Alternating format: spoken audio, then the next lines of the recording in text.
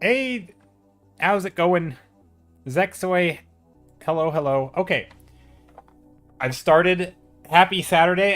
It's a Saturday. Not sure about happy. No, thank you. It's a day. Okay, stream started. YouTube should be working. I'm not even gonna. Actually, no, I will check it. I'm gonna check it. Whew, what a day though. My internet. So, my internet situation. So I don't have phone data. So like I use Wi-Fi. So when my internet goes out, it's very hard for me to troubleshoot and like contact support or see if my internet is down by going online because I can't go online because my internet is down, right? So I only have my internet and that is also my phone, which means it's a pain in the butt. And so every time I'm on either the phone or through like online tech support, they're like, "Can you do this thing for me?" I'm like, "No. I have to go and I have to go and like if you want me to do something basic like unplug something and replug it, which I've already done, you're gonna have to wait like 30 minutes, which of course it'll reconnect me to a different age. It's just a pain in the butt. Um, and so like there's a stupid back and forth game, and it's yeah. Anyway, gasp dragons. Oh yeah, these are dragons. Yeah. Does that mean Georgie? Georgie isn't one of these. Although maybe he grew up. Maybe he's in the background. Georgie the dragon. That's the OG baby dragon I drew. But yeah, no, this is what we did last stream. But I am gonna do a new painting today, and I think what I'm gonna do a time lapse recording. And I think what I'm gonna do, I've never done this before. I'm gonna turn off the grids. But Siren Knight, how are you? Gasp. Aw, yeah, it's okay. Um, so yeah, I'm gonna turn off the grid. I'm gonna do a time lapse. Uh-oh. Nope, bitrate's still good. Okay. I don't know how this is gonna work. Maybe I'll do like one big sketch. Like maybe I want the grid. I don't know. What's the size of this? It's a pretty big canvas size. I don't know what I want to do. So I want to do a time-lapse recording today, and I want to do like a fairly quick painting. Maybe I want to do a vertical painting. I don't know. Let's make this a better size though. What's three? Hold on. I'm gonna make this is very stupid. I'm gonna make it the right ratio for Instagram. See if I can do like a speed painting type thing. So it's 4:5 ratio, right? So 4,000 by 5,000. No, 5,000. I don't want it that though. What? Hold on, let me bust open a calculator. Calculator. Starting the stream off strong with some math. Hold on.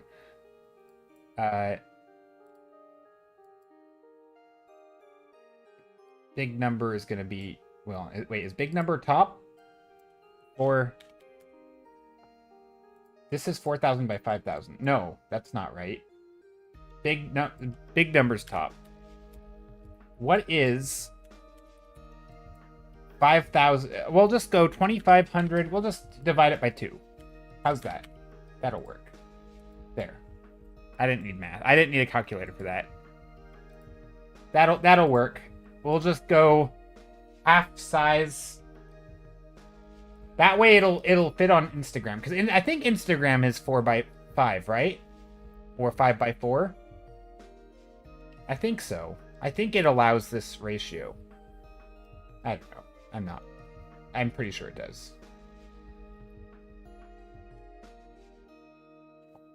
Is there a weird line here? What's this line doing? What is that? Okay. Am I crazy or you're streaming earlier and I missed it? I tried. Hey Sarah, I tried to stream earlier, and no, my internet was being awful. And so I guess I haven't even told the story of what happened to my internet or what was wrong with it. So I hadn't been on my computer all day.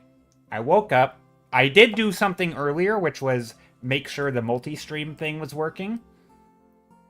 And well, I think it was working, or it seems to be working. So it was working.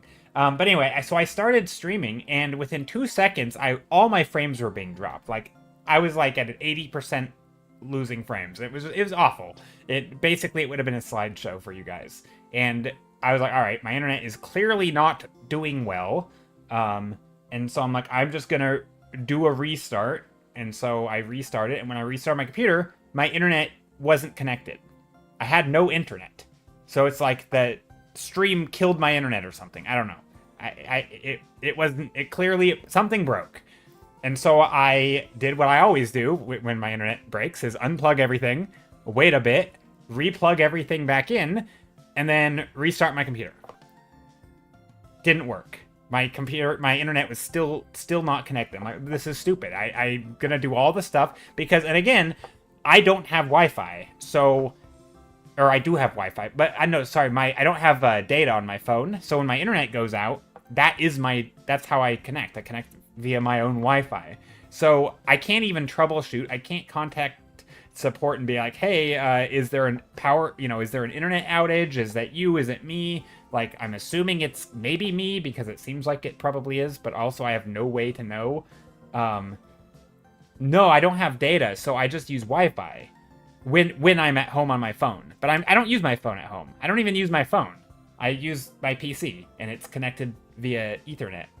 So everything's connected via Ethernet. But when my internet goes out, or when Ethernet is not working, it also was going to knock out my Wi-Fi because it's all through my modem connects to the Ethernet cable, and then that sends out a Wi-Fi signal that I use, and if I need it.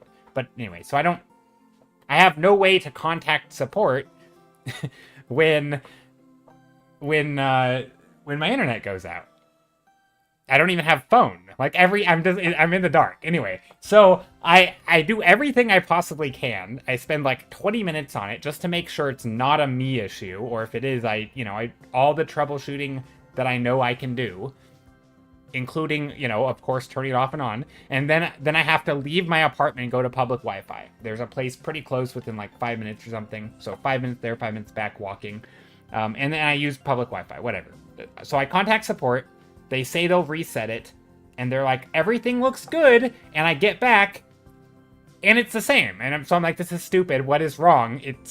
So I'm like, all right. At this point, I'm like already going over in my head, thinking that it's probably a modem issue, and I'm probably gonna have to buy a new modem, right? Because clearly something is wrong with my modem. Because on my end, it says modem not connected, or no internet signal or something. Or not, it's not saying modem not connected. It's basically just not detecting an internet signal. And then so I go back, so I have to walk. So I went back, contacted support, and they're like, we don't detect your modem. And I'm like, okay, it clearly something is wrong. Like it's my modem is broken or something.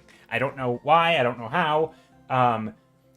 And so, but I'm like, so why did you just tell me it was working, right? Because they had just told me they reset it and it was working on their end. And then they tell me that they don't even detect my modem. I'm like, and of course, the whole time I'm talking to a robot, right? So I'm like, this is the worst. Like, I don't know what information you have. Like, I don't know what they can see. But at some point, I'm just like, is it, like, you tell me if it's working, right? Like, do you see I feel like I'm walking the stupid bot through troubleshooting to ask it, like, do you detect my modem? And after they first tell me that my internet's working, then they say, no, I don't detect your modem.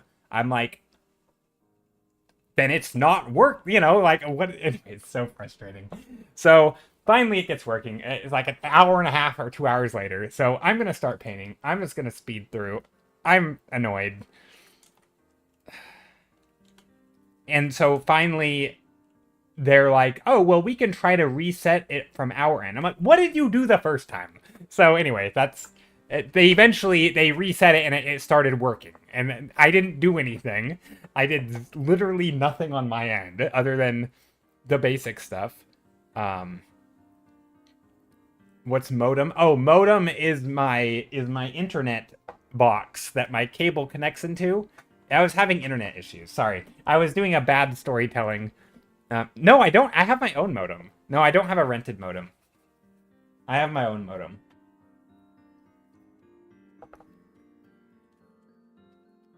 But anyway, they ended up resetting it on their end again for like the third time after I had to walk them through that it was a modem issue and not just a connection issue or whatever. I don't know the difference, to be honest. But anyway, they ended up fixing it, and it's like, okay, it was clearly on your end.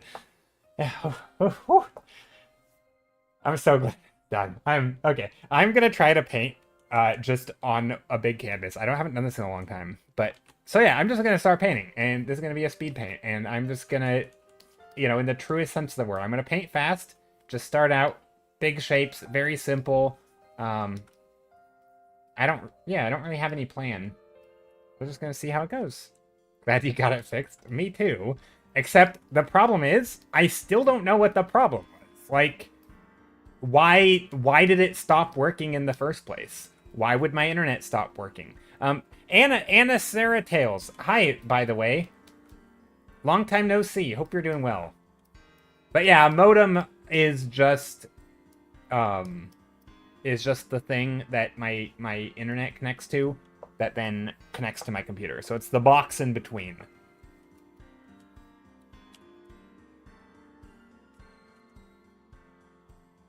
So I have no idea what I'm going to paint, but I am just going to jump straight in. I'm not saying it's a YouTube chatter. Yeah, so I have a chat.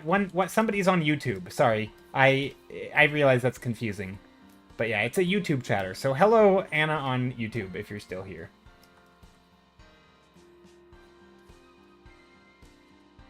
Normally, there's not many people on YouTube. YouTube is pretty silent most days, which is fine. There's a fly. Oof. Okay. That was a... But yeah. Rage painting. I was just going to cancel stream, but I'm like, you know what? It's the perfect 2-hour mark. I can do a quick painting or something. So yeah. This'll be fun. I'm just gonna start very dark. I like my dark paintings. I don't know if that's a bad thing. Maybe I rely on it too much. Sort of as a crutch. But I'm just gonna paint some light and shadow. I think whatever I end up painting today,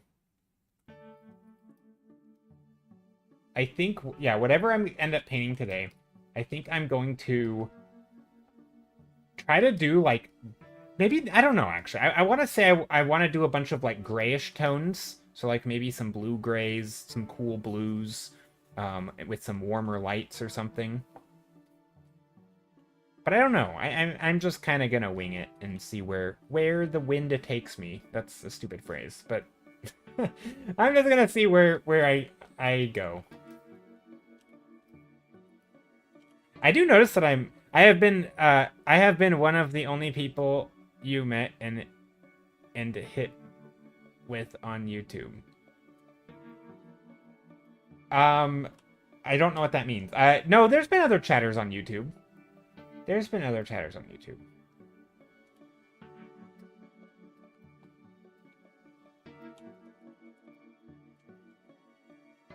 But most chatters are on Twitch. Although today will probably be a pretty low chatter stream,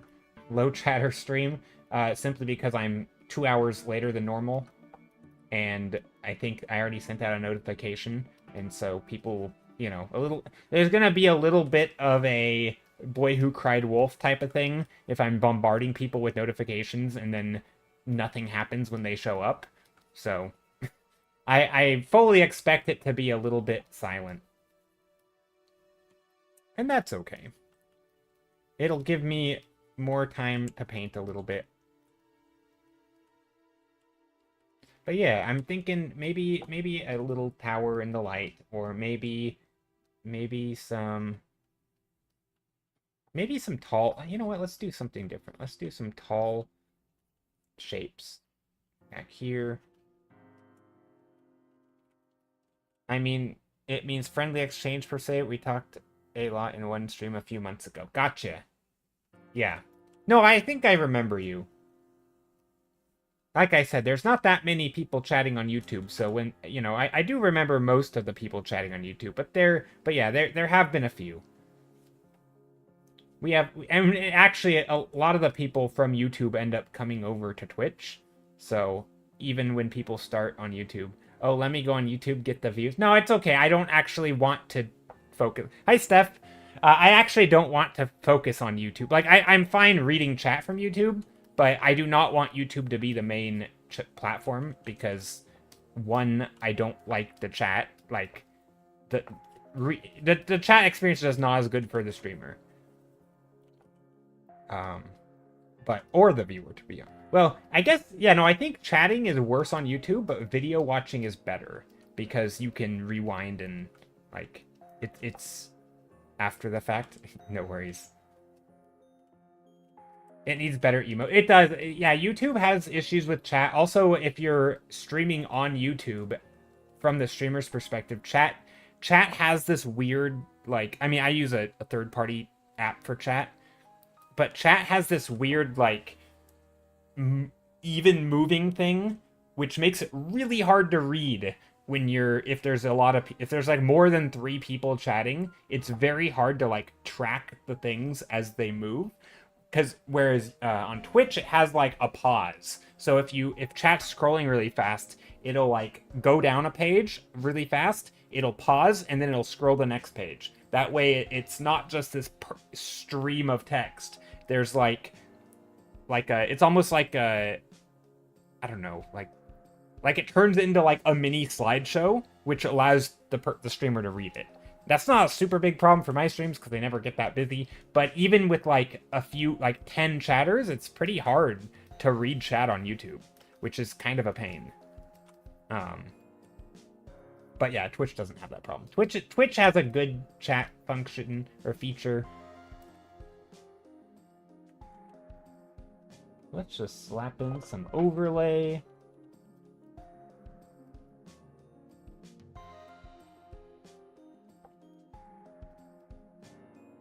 Maybe some brighter yellow. Nope, not brighter yellow. Ooh, you get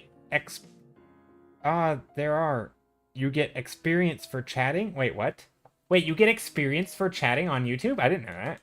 I'm out of the loop. What are you... Wait, Steph. So, okay, this is going to be super confusing because most chat's not going to show up on the chat box. And all our custom emotes. Yeah, so we have custom emotes here, Sarah. Steph on YouTube is now saying you get experience for chatting. I didn't know that. Wait, Steph, what does that look like? Since you're on YouTube now and checking it out. Makes me want to spam to level up? Oh no. I mean, go for it, I guess. Maybe that'll make the algorithm think that my stream is popping off and it'll start pushing it to people. I don't know. I don't know how YouTube works. It's all a mystery to me. I'm basically a boomer when it comes to YouTube. But yeah, I think I would prefer, if I had to, like, choose, it's Twitch. Twitch is the platform. The only thing I really use... Also, okay, I gotta think about what I'm doing here. What am I painting? Maybe a building. Maybe we do it just a castle. I mean, I know. Castles are kind of... They're not lame. They're cool. Castles are cool, but I do them a lot.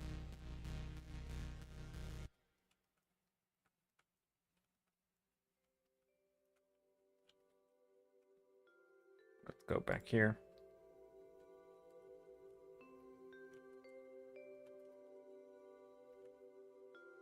I will say, it sure is nice not to be dropping a ton of frames when I'm streaming. Nice when things kind of work themselves out. Everything is cooler with helicopters. Everything is cooler with helicopters. Hey, Vegas, how's it going? Oh no, poor Joe. I know. Hey, I've seen some streamers that combine YouTube and Twitch message in one stream overlay. It might be a fix to the worst chat experience on YouTube. So I combined them into one Druffzilla for me, but I mean, I'm not... So, for the record, I have no problems breaking Twitch's terms of service when it comes to chatting, because they are just purely to make their platform better. But it is against Twitch's terms of service to combine them into an overlay. You're not supposed to do that, which I think is dumb, but apparently you can't do that. I know people do it, and I would do it too if I knew of an easy way to do it. I've actually tried, but it seems to fail. Yeah, it's against terms of service. It's kind of stupid. But again, I'm not actually... I mean, so is streaming music from Spotify. Actually, I think that's Spotify's terms of service. I don't know. But I break that. I used to break that all the time. So, like, I don't know. I'm okay with breaking certain terms of service things. You know, maybe if I get big enough, and also when big streamers can also not break terms of service, like if they start cracking down on big streamers, then sure. But you know, you see big streamers do stuff all the time, then you're like, okay, why would I be afraid? As long as it's not in the VOD, yeah.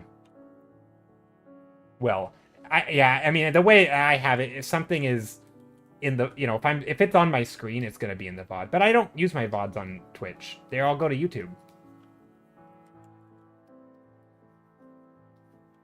But anyway. Hello, people. Hey, Titan. There's another YouTuber. No, another YouTube viewer. There's almost more people on YouTube now. Actually, it's probably pretty even. I will try to do my best to read the chat, though. But Titan Mesozoic on YouTube says, hello, people. And then Steph says, I've seen big streamers react to TV. Yeah, I mean, big streamers will literally stream, like, Game of Thrones and sit there and nod. And then it'll be like... I mean, obviously, nobody's watching Game of Thrones these days. But, like, people have been literally streaming full TV shows or whatever the hottest thing is. And just, like, straight up streaming other people's content. It's ridiculous. So yeah, I'm not too concerned about that aspect of it. And also, worst case scenario, well, I guess technically worst case scenario is they, for whatever reason, want to make an example out of you and they just straight up ban you forever. But I think realistically what would happen is they would give you a 24-hour ban, which would, it would be fine because I don't even stream within every 24 hours, so nothing would be affected. And then it would be a first out of 3 strikes, which again, I've never had a strike, so who cares? I can rack one. If I need to rack one up, that's fine. So yeah, that basically that, right? It's, yeah, I don't care. I do not care. But it is against terms of service, and I don't have a good way to do it. I don't have a good way to do an overlay. I do have ways to combine it, but I don't know how to do an overlay. But I'll have to figure it out. Because combining chat definitely makes it better for the viewers. So that people can see what's happening.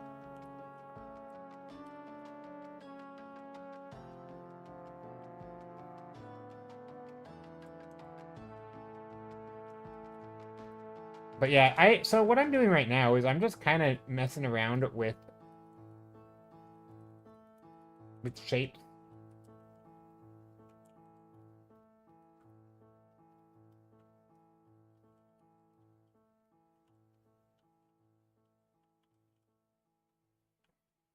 I kind of like this. I don't know.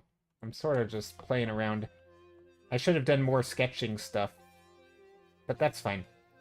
This is a one and done thumbnail. There's no what do you call it? There's no thumbnails today. I like how moody this is. Thanks. It is very moody. Alright, Sarah, I have a question. It's a stupid question. What do you mean when you say moody? Because, like, doesn't everything have a mood? I assume you mean, like, a gloomy mood, right? Like, it's moody as in gloomy or dark or mysterious, but not, like... Questions real quick. Oh, you gotta go. Oh, sorry. Bad timing. Sarah said, I gotta go because I want to play through some new game story, but glad I could... Yeah, no worries. Moody usually means emo. Gloomy then. Yeah. No, I think most people do mean... Oh, I just spit. I do think most people mean gloomy when they say moody. But it's funny, though, because it's like... Well, doesn't everything have a mood? And it's one of those words where, like, we use it and we all know what it means, but also it doesn't mean at all what it, like, if you weren't a native English speaker, you would probably have no idea what people mean when they say moody.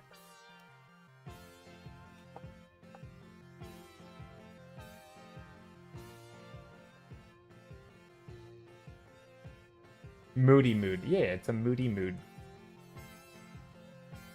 Everything is gloomy. Yep. Moody is just constantly changing moods, really. If you called a cheery, bright painting moody, that would be confusing.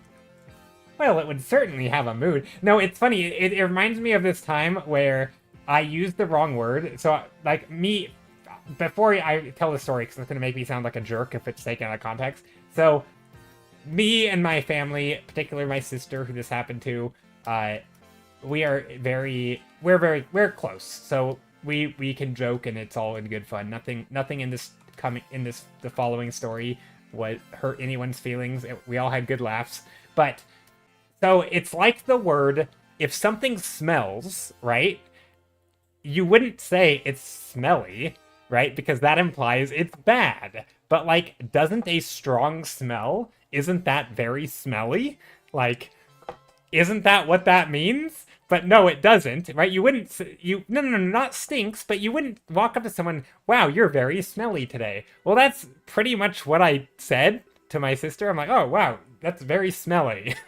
And I'm like, wait, no, it has a strong smell and a pleasant smell, but not smelly. And that, that was like completely an insult. Like the way I said it sounded 100% like an insult. I'm like, that is not what I meant. And it came out wrong. It was very stupid. And then pungent. I would not call somebody pungent. Ooh, that's very pungent. Yeah, no, that's not good. I like how people are giving me synonyms for smelly. Pungent. Stinks. Yeah. English is weird. English is weird. Odor. Yeah, how odorous of you. Like, thanks? I don't know. That's what yeah, thank you. That's what I was aiming for. Like, I don't know. I find it funny. Whoa, you are pungent. Yeah. I just feel like that's probably rude. I don't know. I mean, technically true, right? If someone is wearing like a lot of perfume and you're like, that's very pungent. No, I think pungent does mean like bad though. Smelly is just smelly. Like, just a lot of, it's kind of like, or like spicy. Like, spicy is implied hot spices, but like, what if you overdo it with like oregano? Is that spicy? No, but like, why not? Why isn't that spicy? It's lots of spices. It's heavy on the spice. Is oregano a spice? I don't know. I assume it is. But like, there's lots of spices that aren't spicy. So that's weird too. Anyway, I'm rambling. But language is weird. Oregano is spicy? Okay, what's a spice that isn't spicy? There's a lot of spices that aren't spicy. Like, you wouldn't associate them with spicy. It's herby. Yeah, it's herby. It's an herb. I guess maybe not a spice. I don't know. Oregano spice? No, it's not spicy. Yeah, I don't think oregano is spicy. Somebody said oregano is spicy. I don't think so. Steph says, question for the young folk. Do y'all know who Albus Dumbledore is? Okay, Steph... Who doesn't know who Dumbledore is? Are there people who don't know who Dumbledore is? Surely you're kidding, right? There's a generation? I mean, maybe if you're really young. Oregano is nothing spicy? Yeah, oregano is not spicy. I've never thought of it as oregano. Yeah, I've never thought of it as spicy either. But it is a spice, or if it is a spice, then surely you could call it spicy. Steph, I like your question though. Who is for the young folk? Do you know who Albus Dumbledore is? No, every vet tech under 25s keeps spelling Mr. Meow's government name wrong. Oh yeah, because Mr. Meow's name officially is Albus Dumbledore. That's hilarious. I always forget that you named your cat Albus Dumbledore.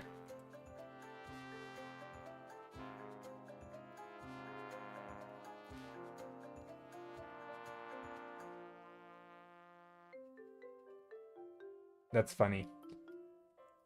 So apparently, according to Steph, people under 25 don't know.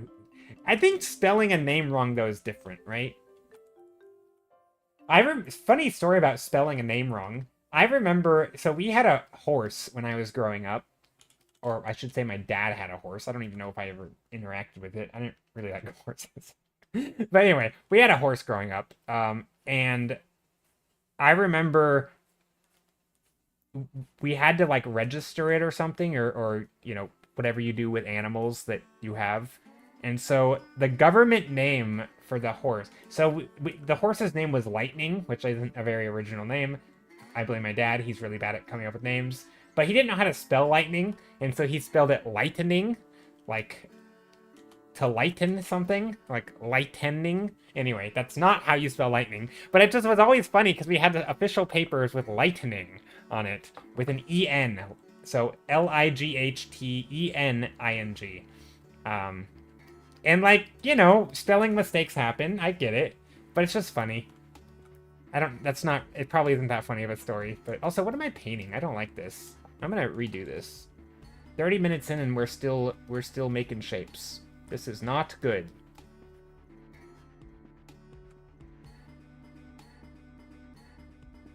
Not good at all. Typically, for this stage of a painting, I would be well on my way.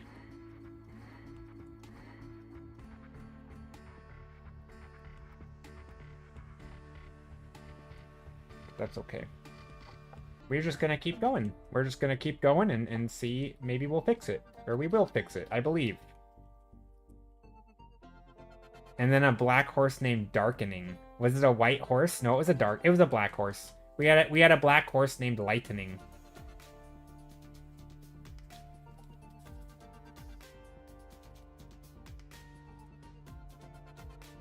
Which I think makes it even funnier, right?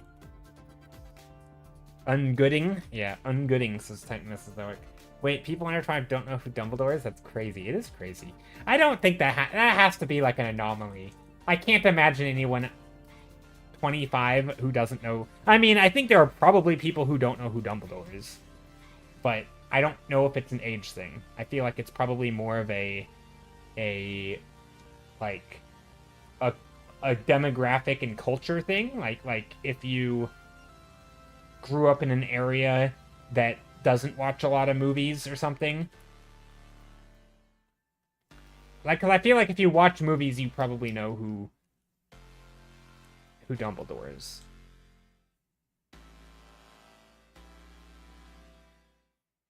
I don't know. Maybe not. Every vet tech that dealt with Mr. Meow throughout his ordeal had no idea. Did you ask them, or is it just like, are you extrapolating based on the fact that they can't spell? Like, maybe they're just all illiterate, and they don't know how to read. Or spell. Which somehow isn't any more plausible than that they don't know who Dumbledore is. But, I don't know. What did they, how did they, I don't know, I'm confused.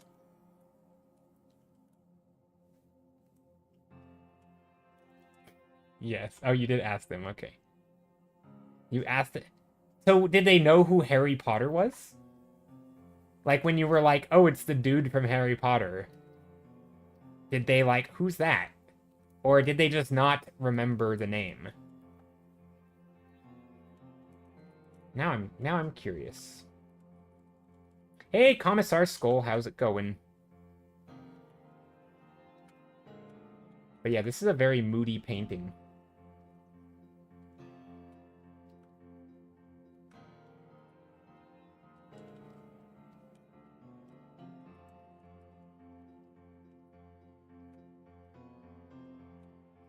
Wait, this needs to have an overhang.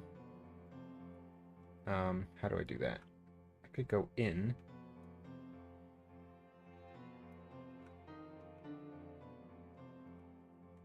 Is that how you do it? I don't know. And then a weird barn thing.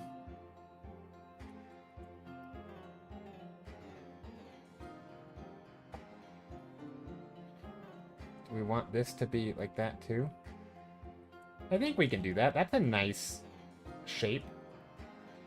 Hey, Commissar Skull says, nice haircut. Thanks. Yeah, so, if anyone's curious what I'm doing or why I'm so late to stream, it's because my internet was sucking. But I'm here, and this is just going to be a one-day speed paint. Literally just breezing through this as fast as I can to try and turn this into something. And, yeah, we're just going to paint. Just, you know, literally just from the top of the brain. No references, just going with the flow. Trying to make some fun shapes, I guess. I don't know. We'll see. We'll see how it goes.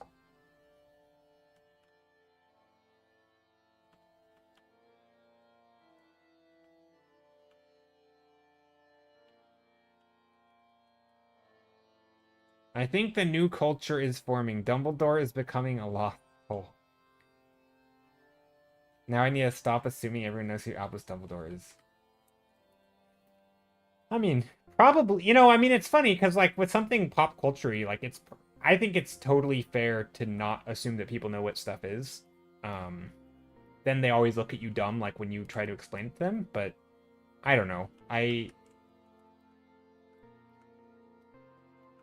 think it's, I don't know. I kind of get it, though.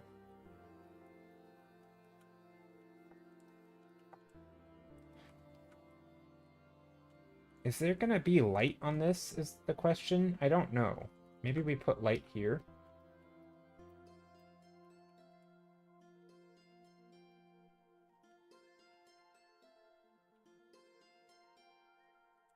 Kind of fun. I don't know if I like this as a...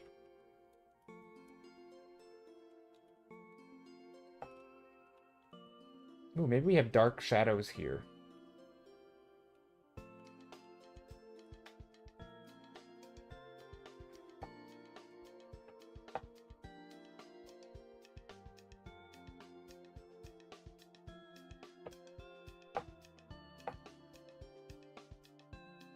Something like that, maybe? Maybe there's a big window in here. I think I want to go a little bit more detailed here. So, like, maybe there's an additional thingy that's sticking up, and this thingy is going like that.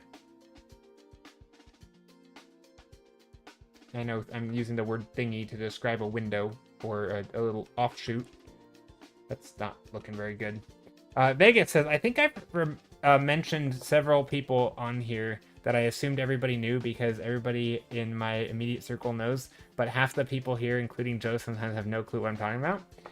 Well, I think the only thing that I know you mentioned that I don't know much about is Friends references. Like, I know of the characters, but I don't... If you were to, like, reference, you know, like, drop a one-liner, I would not know.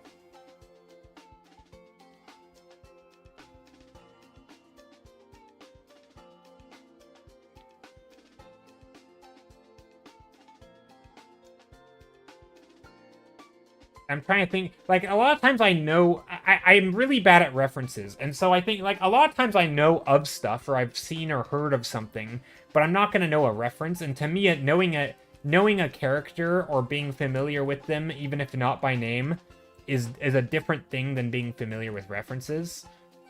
Because some people just rattle off references of things they've seen, and I'm like, what are you talking about? And they're like, you haven't seen this? I'm like, oh, I've seen that. But I couldn't tell you a reference from it because that's not how my brain works. I don't typically get quotes like that. So it kind of depends on what we're talking about. But yeah, I'm sure you've referenced things before that I don't know, Vegas. It definitely can happen. I certainly don't know everything.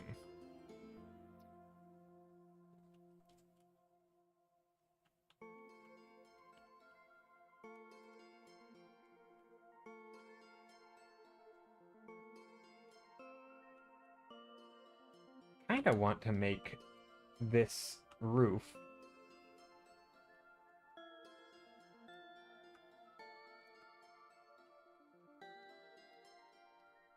I'm trying my best to make this in perspective.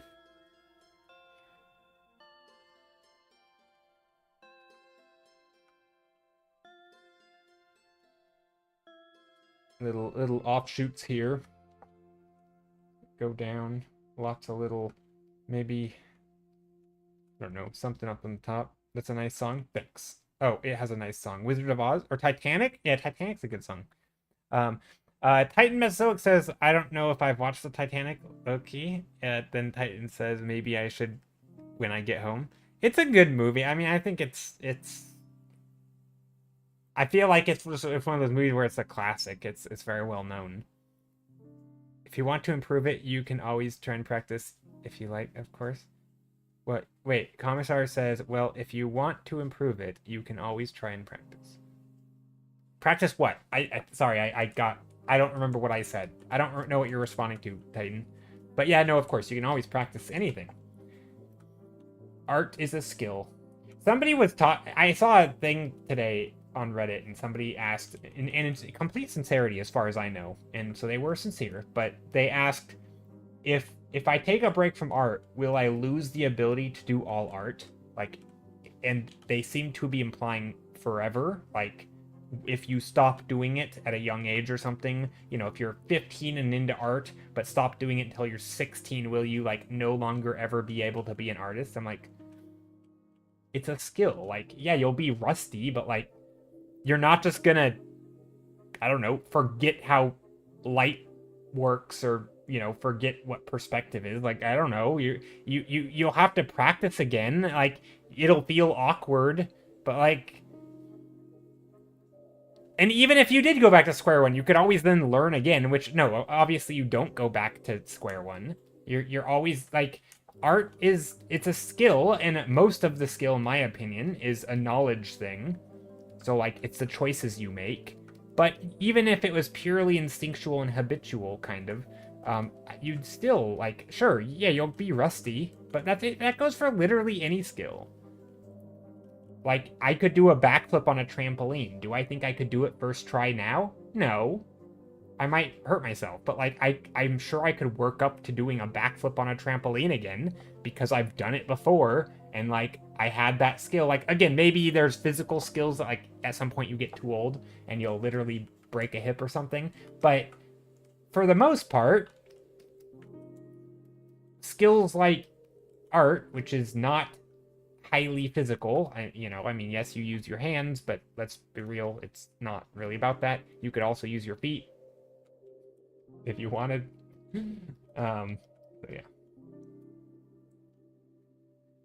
I took like a 20-year plus break. Yeah, I mean, I think in some case, so here's my theory. I think if you have any foundational skills, you know, you're aware of perspective, you're aware of how color and light works, and then you take a 20-year break, I think you will maybe not improve, but, like, your knowledge, your visual library will improve, right? Because you will, I mean, very likely, I guess it's possible it wouldn't, but, like, I think it's very likely you will have seen things and thought about them periodically, even if it's just, like, fleeting moments where, like, you notice the lighting on the wall, or you notice how things, different colors affect under different lighting. Like, and you'll have a framework to understand it, so that when you do pick up painting some 20 years later, you'll be better. Like, again, you'll be rusty as heck, and everything will feel weird and awkward and alien, but, like, you'll get right back into it.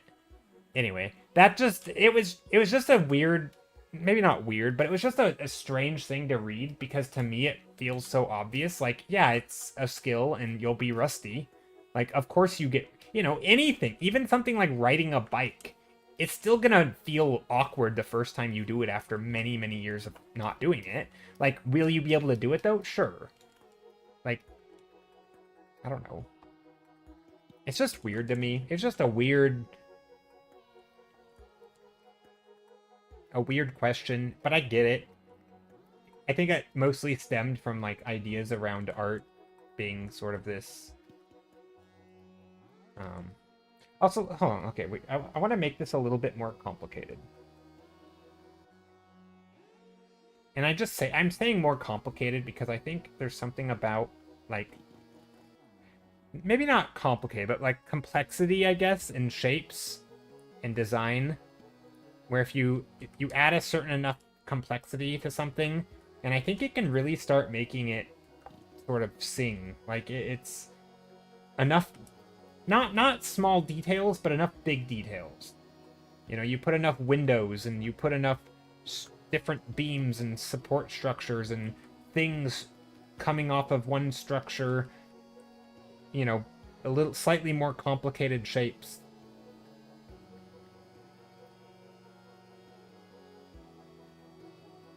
Society, Titan asks, society is kind of mean to art, aren't they?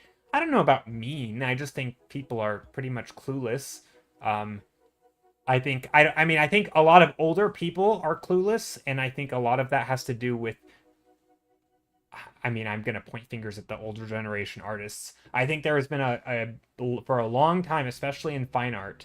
I think it's changing a little bit now, but there's been a sense of like mysticism around art where like, you know, you get the wacky artist who's kind of a little bit off kilter and a little bit crazy, and they go into their studio and they come out making things, and it's supposed to be some, you know, pure expression. It's them, it's their essence on the canvas, whatever the heck that means. And it's like everything is kind of kept as a secret, and it's like this is their thing. And you know, well, you're just not like them, right? That artists are these crazy different people who are, you know, they're just born to be an artist. And like, no, like that doesn't help people understand what artists, you know, like that's not helping anyone. I don't think people have that vibe now. I think most people who are artists professionally still will say that anyone could be an artist, but I think back in the day it was a little bit more like artists were seen as like this different breed of people, kind of, which is really weird. So I don't think people are mean to artists. I just think there's a lot of misinformation about art being a skill, different types of art, and how you can go about learning them, and what the art is even made for, right? Everybody, you know, likes to attach like self-expression to art, but like, I don't know, what about animation? Is that self-expression, or are you like making, you know, you're telling a story? It could be someone else's expression, you know, you could be expressing something else. Like, sure, there's typically an element of self-expression since you're the one making the choices, right? If you are the artist, you are deciding, right? There is judgment that is going to be different than someone else's judgment. But I don't think that's what people mean typically. There's a craft and there's the essence that conveys the feeling. I mean, not all art is about conveying a feeling or your feelings. It could be about conveying a story, whether you wrote it or not. It could be conveying a mood that you have in your mind, or just that's in the zeitgeist of like people are familiar with like what happiness is. I don't think it's coming from you. You're just, it's like speaking. It's like telling a story. Are you able to tell a story that captures an experience by describing how you feel or other people feel when they have that experience? Like, it's a skill. You can learn storytelling. You can learn how to craft a mood or convey a feeling. Those are things you can learn. And yes, it might be your feelings and your mood, and so in that sense, sure, it's your expression, or it's an expression of you. But so is like if you're animating and you have to decide, you know, how am I gonna show this character's, you know, black glove against a black wall? Am I gonna outline it? Am I gonna put a white light on it? Am I gonna put a rim light? Am I gonna change the color of the glove? That's a choice you have to make as the artist. It might seem mundane and unimportant, but like, is that not, I mean, to me, that's kind of what an expression of yourself is you're making thousands and thousands of choices based on your knowledge, your skills, your interests, your ideas, your mood, how you're feeling at the time, your tools, right? All the stuff, you're making choices based on that stuff, and it comes out as a painting. So yeah, it's an expression of you, but I don't think that's like the goal always. It could be. I don't know. I just don't think it's that important. I think for some people, they do want to tell stories of themselves, or they want to, you know, explore big ideas, and like, that's cool, that's fine. But I don't think art has to be that. Hey, Strum Eagle, glad you were able to get connected to the stream. Me too. I'm also glad. Yeah, that was frustrating. So yeah, anyway, I think it's, I forgot what I was talking about. Um, oh yeah, like I think a lot of people kind of add like, a lot of times I think in art there's like a quality that people, it's hard for them to define, but it doesn't mean it's undefinable. But like because it's hard, we say, oh, it's like the essence of the thing, or again, whatever that means. Um, I think those things can be understood. I don't think they're some unknowable thing. It's like what makes one person connect. It's like there's a lot of ways that you can make people connect with your art, and we understand those, right? There's literal like people do science, social sciences, but still very much science on how people understand imagery, or how, you know, again, there's like there's lots of different fields around this, but like how people understand things, how you can communicate ideas or different feelings, and how other people relate to the, like there's tons of science and knowledge around communicating ideas, breaking things, you know, whether it's visually or not. Like it's not, I don't know. I sometimes it bugs me a little that people pretend that it's all like I get not knowing it. It's complicated. There's a lot to know, right? I certainly don't know it all. But just because I don't know something, and you know, maybe I have two paintings and to me they're equally cool, but one of them really connects with people and another doesn't. It doesn't mean that like that painting has some mysterious thing. I just don't know what it is. Like just because I don't know what it doesn't mean I can't learn to understand it, right? And that bugs me, right? This idea that there's this unknowable sort of intangible thing about art.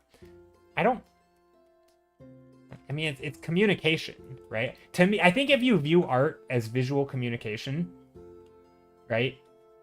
Whether it's abstract art or you're literally telling a story, it doesn't matter. You're still communicating, right? You might be communicating with bigger concepts like you know, colors and movement, right? With your brushstrokes, you know, are you doing little chicken scratchy, frenetic sort of, is that frantic strokes that feel like there's a lot of like tension there or something, or are you doing big, loose, you know, very fluid motions that look like it's one continuous stroke? Like that's gonna give a different feeling to the viewer, right? You're communicating with mark making in a different way. Again, not a mystery, right? I mean, we even do this with like sounds, right? Certain sounds in different cultures sound more like harsh versus softer sounds, and we tend to like soothing sounds, or like, you know, like ahs and ohs, right? We oftentimes like basically vowels we tend to think of as soothing, and like hard consonants like K. I think there's an experiment like called Kiki and Bobo or something, and people thought that Kiki looked more like a triangle and Bobo is a more of a circle. And like, yeah, we associate them with those things because maybe it's the sound, like, yeah, again, maybe it's the shape our mouth makes when we look at this Bobo, right? We think of an O, or maybe it's because it's a more rounded sound or something, and so we think of it rounded, whereas Kiki is very like sharp edge, right? It's just this blunt thing, and so we think of that as like a you know. But like, yes, we have different ideas that come to when we see images or when we hear sounds. And again, it might feel mysterious of like, oh, why does this song move me to tears and this other one doesn't? It might be mysterious to the viewer, right? But I think acting like it's mysterious to the artists who make the things, I feel like is disingenuous. And I feel like it spreads nonsense about art to a little bit.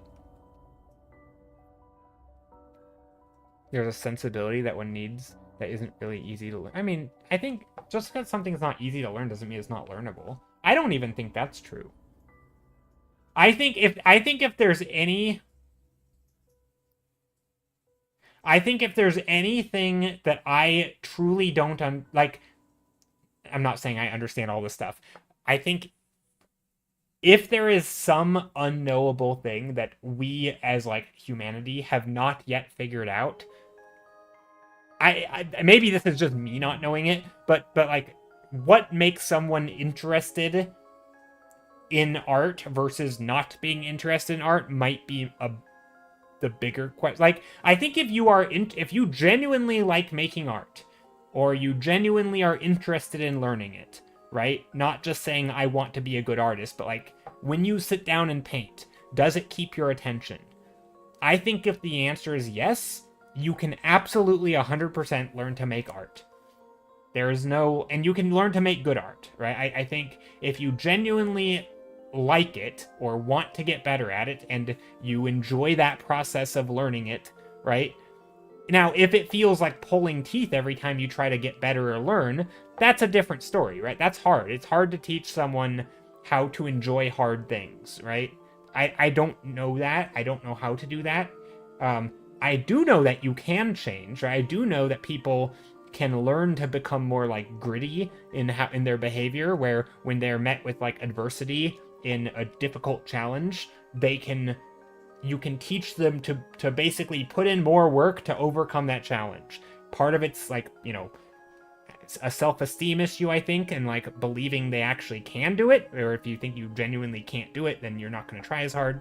But there's also just like your tolerance for being uncomfortable and doing hard things, right? How long are you willing to, struggle at a math problem before you give up, right? How long are you willing to struggle at learning perspective before you give up, right? There is also science around that, but to me, that's the bigger issue. Is just like if you like art or not. If you don't like art, you're never going to put in the time and the energy and the effort to learn it because it's going to suck and you're not going to like it. So I don't really know what makes someone like art, but that to me seems like if there's any sort of mysterious component about making art, it seems to be that. If you just don't, if you don't care, then you're never going to put in the effort, and the effort's going to not seem worthwhile, and it's going to seem boring. Like, I don't know how you make someone like it and care. I mean, again, I think if you really like it, you're going to care about it. Maybe I'm using those interchangeably.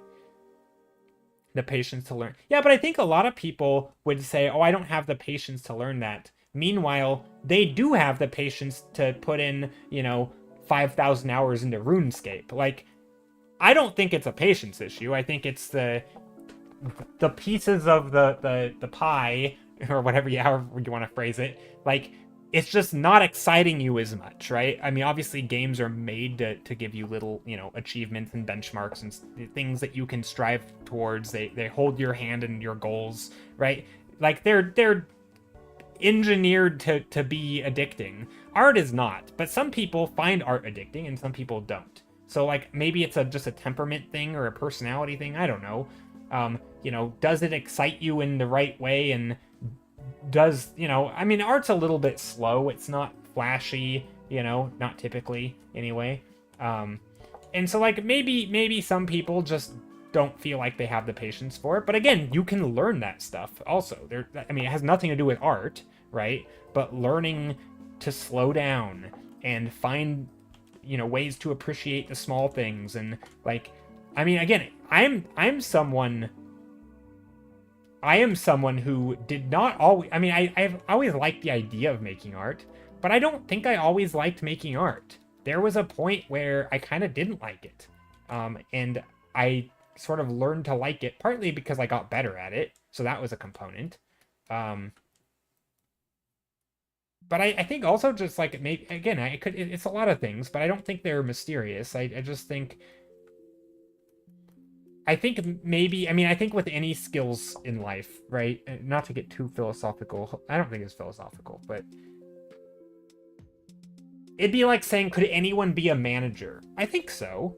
But if you were to take anyone and put them in a management position, not everybody would succeed, right? Maybe some people would need more prerequisite, people skills. Maybe you would need more practice communicating and trying, you need more practice using empathy to understand other people's positions. And so you can try to get a sense of what they're actually doing and thinking about, right?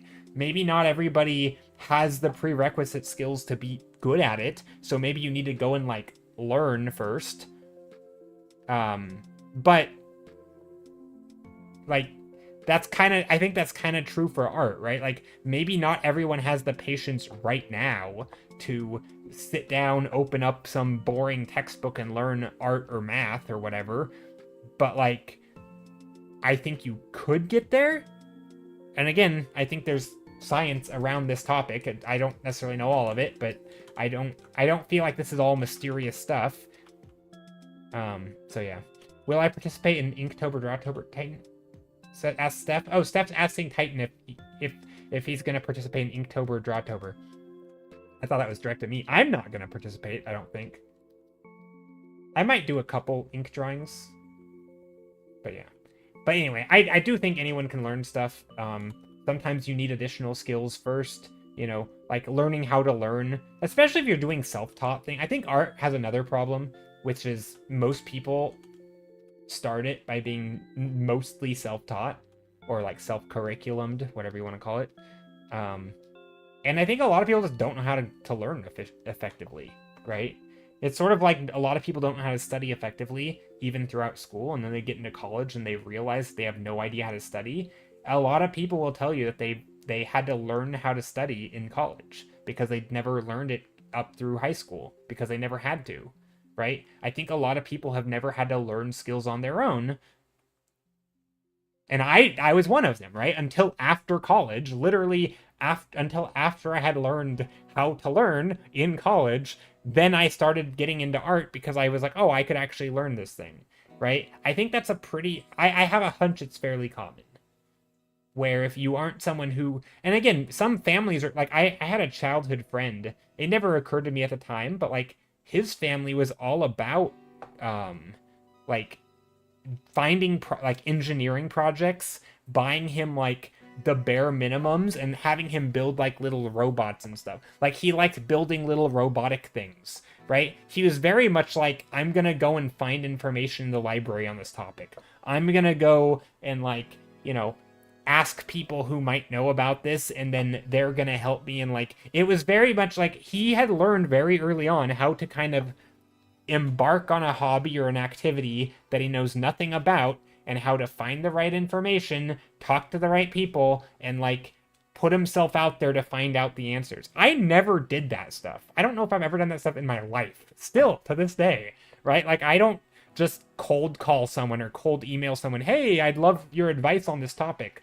But like, he's all over that. Like, he learned that from like age 8. He was calling up like business people because his dad encouraged him to do this, to like ask questions. And like, that's, you know, some people just are taught that, and that's like, they've learned how to do that from a young age, and they, you know, it's a useful skill.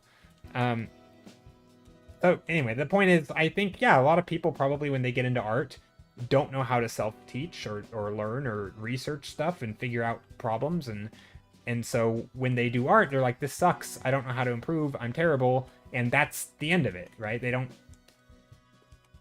yeah, so I don't know. Learning at a later in life, if you're already good at one skill and trying to learn something different can be difficult because you haven't been that uncomfortable for a while.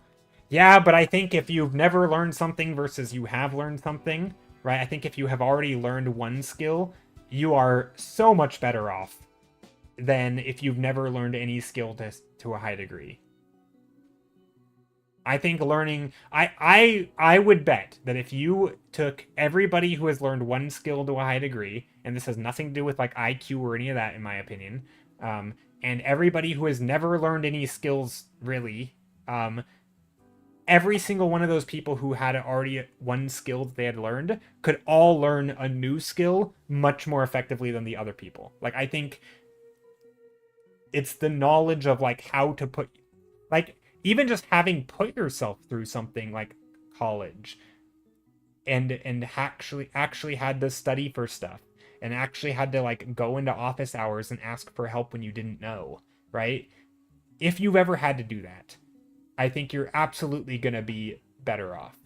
Now, not always, but like on the whole, I think you if you have a group of people who know how to learn or have learned, and they've gone through like the long study hours and they know that it requires a lot. I mean, you see people, and I guess one of my counterfactuals to this is like, you see people, I mean, maybe this is like the nut job side of YouTube, but like, you see people genuinely claiming that like like not understanding what it takes to get like a PhD in some topic because you think that like because you read a couple articles online you are just as qualified. If you've ever gone through any college education, you know 100% that that is completely false, right? The amount of studying people do in any sort of like higher education is so much more than just like 5 hours of watching YouTube videos, right? Like, and yet there are people who genuinely don't understand what a college education looks like or what any sort of education in a field, like a specialty education, right? Not just like a broad, like I took one class in high school on chemistry, right? Like that's not the same as having a degree in chemistry, right? Chemists have lots and lots of classes around chemistry. They're what are you disagreeing on then, Commissar Skull? You're saying yes and no.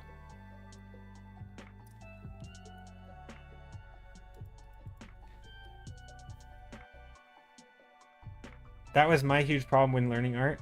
Probably in the long run, yes, but the initial hump can be very uncomfortable at the end, turning you off or turning. Oh yeah, I mean I think so, but I also think that bump is just as bad if you've never. It teaches you stuff at a certain degree. I mean, I'm comparing it with not having gone through any sort of like. I mean, again, maybe not all college experiences are the same, but not having gone through any sort of like trials in education, I don't know what you want to call it, where like you have class that builds on another class that builds on another class that builds on another class, right? This incremental learning for like any sort of degree, whether it's chemistry or physics or math or whatever, it doesn't matter. You take a subject and you slowly build on it, right? And each time it gets harder and more complicated, you have to solve bigger problems, and you are compounding things, right? And you have to study because it's not just like a big idea. There's like actually doing the work. That's not an experience, I think. Like, I never really had that in high school. I never had. It was just like, oh, our teacher taught us a math problem, and like I got it, and then I could do the test, and I'd get like a C. But like, it wasn't. I never felt like it was actually challenging me. Having studying 4 careers without finishing none, I can tell you that what I've learned from outside college was certainly more complete than what they teach me. Was it in the same field though? Like,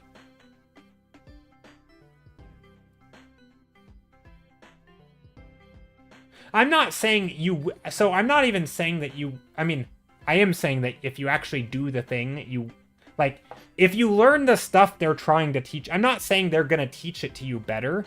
Like, there might be a YouTube video out there on some, organic chemistry course that's going to teach you a certain topic better than a professor will, right? I'm not saying the quality of education is better, but I'm saying the process of going through that, if you don't know what that's like in college, or in I'm sure you can get it elsewhere as well, right? I'm sure there's lots of ways to go through difficult things. Then you might meet a little bit of friction in like learning art, and you're like, oh, I've put in long days and I've really struggled and tried, and someone's gonna look at you and like, that's not a long day, right? You gave up after 3 hours, and you were only barely focused the whole time, right? Like, there's sort of it's hard to know what your limits are if you haven't like pushed yourself to your limits. And I think for a lot of people, college can absolutely do that. 1 year engineering, 3 architecture, 3 on video game development, and 2 on animation cinema. Yeah, I'm not saying that like if you take a year in animation, you're gonna be a better animator than not doing that. But what I'm saying is that like I think it's very easy to pivot when things get difficult, because if you're doing it on your own, right? You know that like, oh, this is really hard. Maybe it's not for me. maybe I'll just pivot to something slightly different that's still almost the same. And like in college, you don't get to do that, right? You're tested on a thing.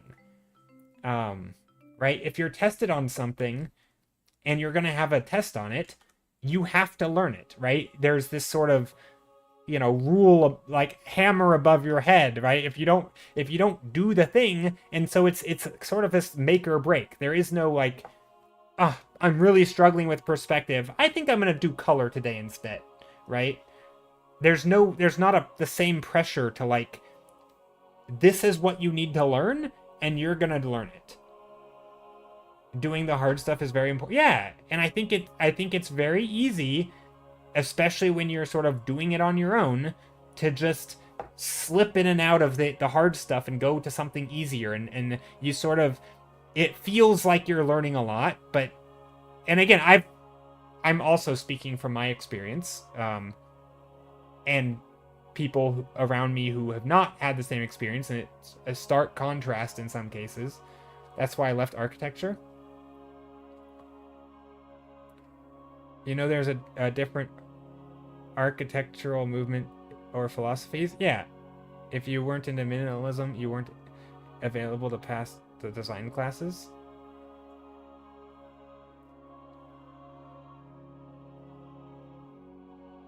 I mean, I don't know. I surely if you're studying, it's very possible that, right, if you're studying architecture, that like you would have super biased anything design wise. So you do learn. Yeah, but you have to be able to demonstrate it, right? And if you can't demonstrate, there is a little bit of like, right? It doesn't matter if you like minimalism if you can't demonstrate that you can do it. Like, it might feel like faking it, but I think design's tricky, right? I think design majors are definitely a tricky thing, and so I will admit that if you're doing like what I did, landscape architecture, which I have a degree in, and some horticulture, which I don't have a degree in, but I was like one class off from a minor, but I pretty much knew I wasn't going to go into landscape architecture, so I didn't even bother with the minor, because it would have needed another semester. But like, I'll admit some of that probably isn't true, right? Like, I think I don't know the quality and the rigor in some design, and like I imagine there is a lot of bias there, and it's not as objective. But I'm especially thinking math and science, or anything that requires like you to defend a thing and actually do a lot of research, and you actually have to know your stuff, and they require you to demonstrate that you know your stuff. Like, I think if you just don't, like, for example, let's just talk like on okay, so I'll give an analogy that's not really related. It's kind of related to this. So there's the YouTuber that many of you probably know of, named Hank Green. So Hank Green is like a science communicator. He has two giant YouTube channels. One's with his brother, I think, called Vlog Brothers, maybe. Is that what they're called? I don't know. And the other is called like Hank's channel. Actually, he might even have 2-3 channels. I don't know. But anyway, he does a lot of like science communication, a lot of research into science, and then tries to communicate on it. He just made a video. I think he released it like today, and it was basically, there was some like, all of his understanding on, I think it was like the US's new and very questionable information on like the causes of autism, and he was like, okay, this is fishy, and like, here's all this research that he can point to the article, all the studies, and say this is in conflict with what they're saying. And so what he did, he went through, and they didn't cite their own studies, so he went through he said hundreds and hundreds, I'm going to take his word for it. He went through hundreds and hundreds, or maybe it was heaps and heaps, I don't know what he said, of different studies, looking for the one that they were seemingly quoting, right? Because it was just some weird thing that they were quoting, and he didn't know what it was, and like, he's like, this is weird, something's wrong. So he went and found the study, and it still, even in that study or in the paper, it didn't actually show their methodology. So he then either contacted them or dug deeper into their methodology and found out that, like, sure enough, it wasn't, even though they did this thing each year, they changed their methodology from year to year. And they even said themselves, the people who did this study, that, like, you can't compare from year to year. And, like, here the US government is comparing year to year, doing the exact thing they say you can't do because of their methodological changes, right? And he was saying he put, like, way too much time into looking into this because he wanted to know, right?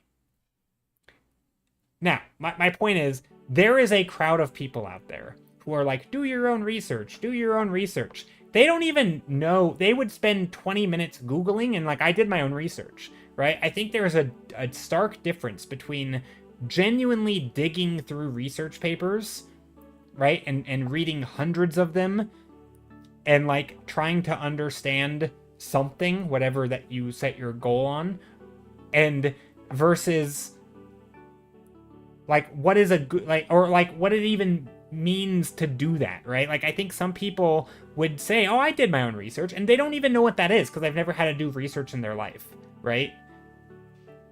And I guess what I'm getting at is, like, with education, I think the same is true, is if you've never really had to study for something, I don't know that you're going to even know what studying looks like outside of, like, your high school math test, which is, like, you put in an hour over the night before and you aced it, like, or maybe you put in 3 hours, but, like, that's not necessarily the upper limits of, like, how much you could learn something, right? Like, it's hard to know what you're capable of if you've never even gotten close to it, right? It's like people who are saying, I could never do that. Like, I don't know. Anyway, I guess the point I'm making is, I think in some cases going through those difficulties of, like, learning a new skill teaches you sort of what studying could actually look like. And I'm not saying that everybody who goes to college or everybody who does a hard thing is automatically going to be amazing at learning another hard thing. But I think if you have gone through that and come out the other side being an expert on literally anything, I do think you are much more suited to go through that again because you already know what's in store for you. You know what those long nights are going to be, or you know what not knowing something can feel like. And yeah, of course, not always, right?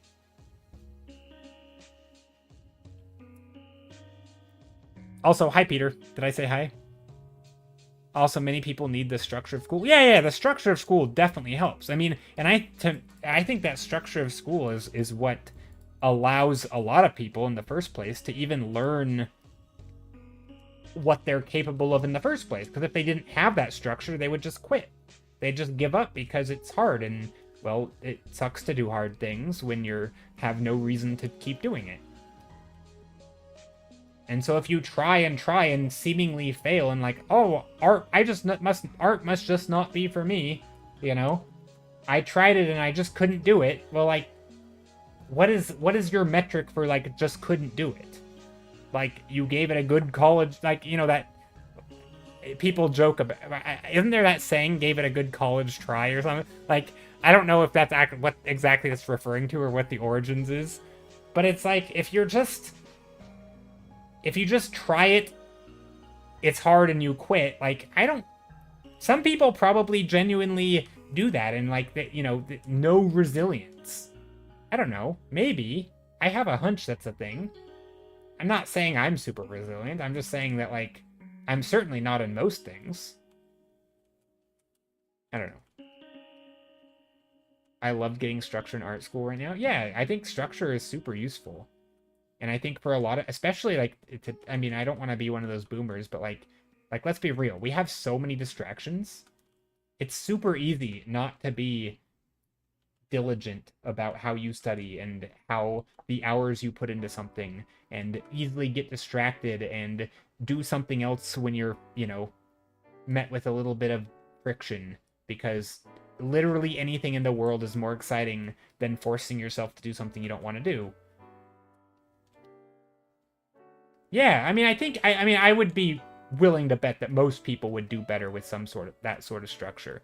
Now, obviously, some people are totally capable of doing it without, right? But yeah, I mean, I think structure is great for learning stuff.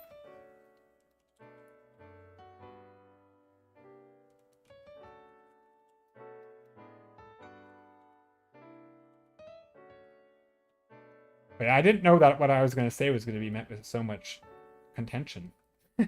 I thought it was going to be like, oh yeah, of course. If you learned one thing to a high degree, you will probably have an easier time learning another thing to a high degree than someone who's never learned anything to a high degree in the first place. I didn't think it would be that contentious. But anyway, I stand by my argument for it, but I understand that not everyone's experience is going to line up. And I'm not really talking about everybody's individually. This was great, not gonna lie. Glad you liked my rant. Thanks for coming to my TED Talk.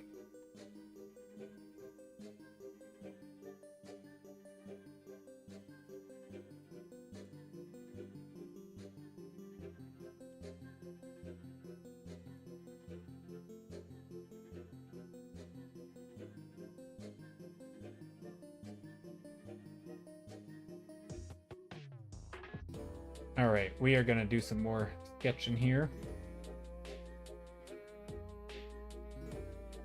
Grow TED Talk energy, right? Do TED Talks do they still make those? I don't actually know. I feel like I haven't seen a TED Talk in a long time.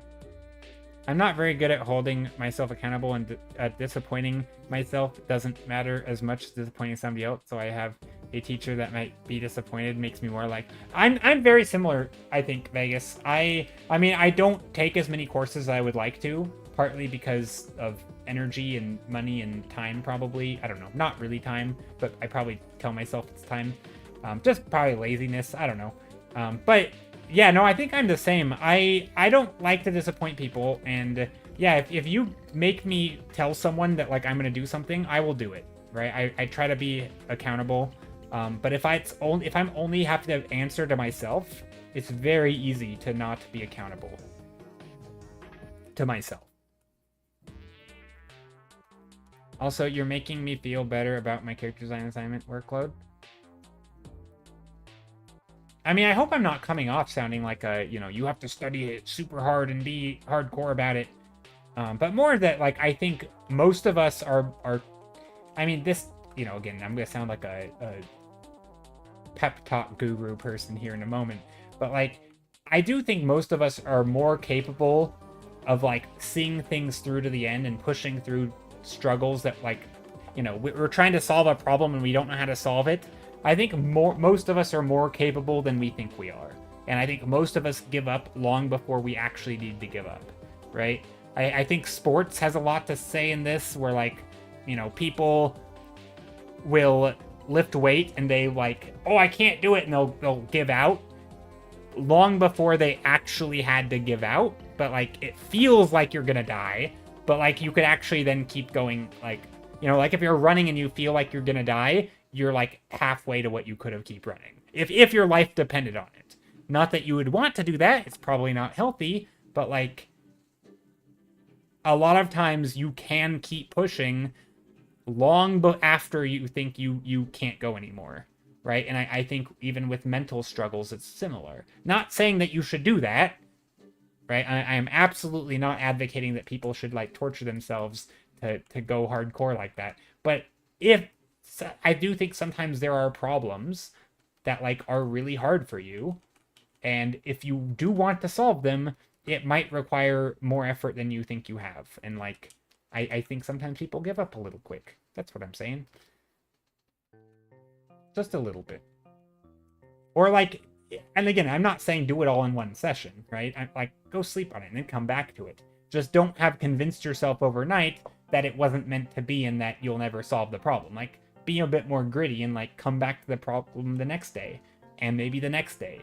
And if you still haven't gotten it, go seek out help from a mentor or something and see if they can help you. And then if they can't, like, keep trying, because I think you'll probably will be able to get it. I don't think there's again, you don't have to do it all in one day. Don't kill yourself. Like, bite sizes. Like I'm not advocating for that, hardcore grind set thing. I don't know. Sometimes I feel like people, especially self-learners who haven't, I mean, I'm a self-learner in art, but like I do think self-learning in particular runs into this problem. And I hear it not, and it's not like just I'm saying this just randomly. Like this is also something you hear from pretty much every field that, not even including art. Like you just hear this all over, whether it's people trying to learn archery, or you're trying to learn pool, or you're trying to learn any sort of like pretty much any skill out there. Like people will give up and say, oh, this thing's not meant for me. It's like, and you probably could do it. But yeah. Also, I think your parents were too caring and understanding in some ways, if that makes sense, because they were never really disappointed no matter what happened. I think that's okay. I don't know. I feel like you can do both, of like encourage people to like, I don't know. I think I mean, I obviously don't know anything about your parents. It feels like you can, it's not an either or. Like it doesn't mean you, like I think you can foster people who care about like excellence or like pushing themselves without doing it in like a forceful way, right? I think part of it is like demonstrating. I think, if you have parents who you can see doing hard things and sticking through, like you're gonna model that behavior. Everything I understand about human development anyway, in parenting, which admittedly I'm not a parent, but I don't think you have to be to read literature on that kind of thing. But yeah, I just feel like there's a like you can be like, I think I don't think like parents who are quote unquote soft or who are too caring produce people who are also like apathetic to things. I don't think that's true, if that's what you're saying. Now, obviously you could, right? It could be the case that you have a child who just also doesn't care about things and the parents didn't care. But I think you can be very caring and kind and compassionate, but also like model behavior that is sort of like, I want to improve it.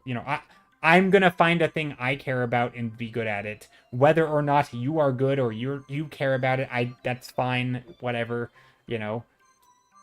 I don't know.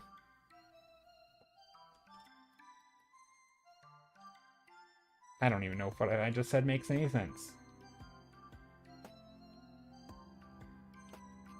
There are times looking back at things were slightly harder or something. I don't. Yeah, I mean, I do think there's something to be said about like seeing things through versus.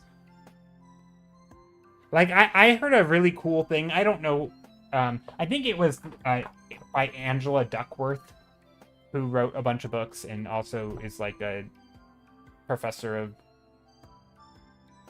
some sort of psychology. But anyway, she I think she was on a podcast or something talking about like for parenting, like having just a few, like an hour a day or something, where like you do a thing as a parent, like something difficult, whether it's learning a new language or whatever, and you basically like just from day one, everybody in your family, if they do an hour of doing something hard every day, like doing a hard activity, a hard thing, whatever that thing is, and your child will do it too, and you're just like, this is a time where we learn something, and it doesn't matter what it is, they get to pick if they want, but if they do start something, then they will try, if it's like a lesson or a course or something, you'll like finish, if it's like a tutorial online,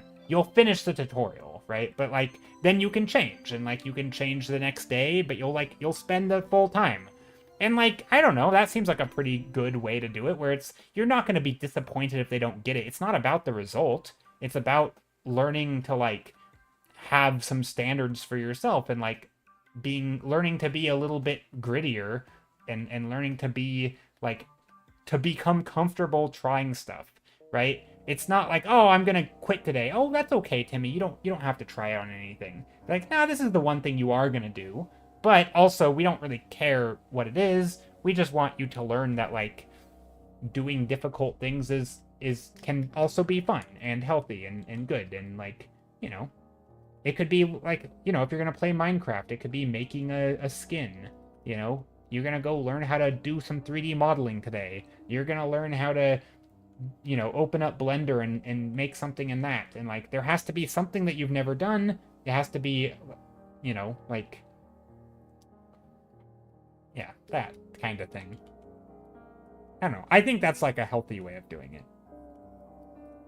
Because then you can still be, you know, if somebody or if somebody's gonna quit something, like hopefully by the time they're at the age where like they have that autonomy, like they can understand the difference between quitting something because it's hard or quitting something because of other reasons, right? Like obviously if you're in an environment where everyone is toxic and awful and you're getting bullied and you genuinely don't like an activity, and maybe you're bad at it, but like, you know, the fact that something is hard shouldn't be the reason to quit, right? Quitting should be for other reasons. Maybe it's, you know, health concerns or something, right? Like it's fine to quit things. Quitting is fine, but don't just quit when things get hard. And I think that mentality can be done with compassion. It can be done with modeling, and I don't know. I feel like that's generally a good attitude to have. Obviously, it's hard to always enact. I certainly don't. I mean, I'm certainly not practicing what I'm preaching. I'm maybe lazy. I'm super lazy sometimes.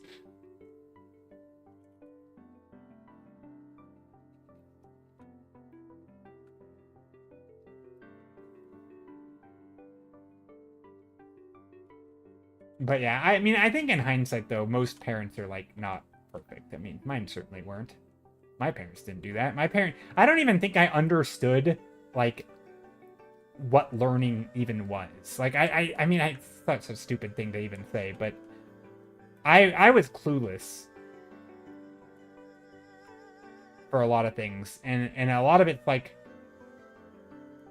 I mean, yeah, I think in some ways, funny that you say that, Vegas, because I think in some ways my parents were the same. Like, they were very carefree, very, very understanding, and you know, they had a lot of children.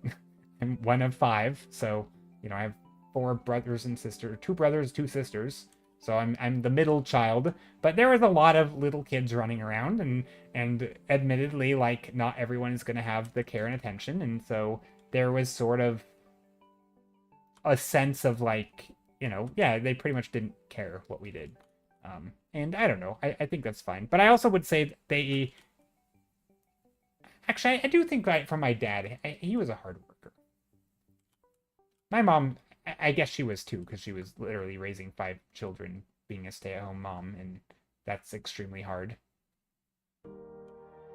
But I think from our perspective, it wasn't as obvious that she was a hard worker for some reason, because like I don't know, maybe she didn't show it as much.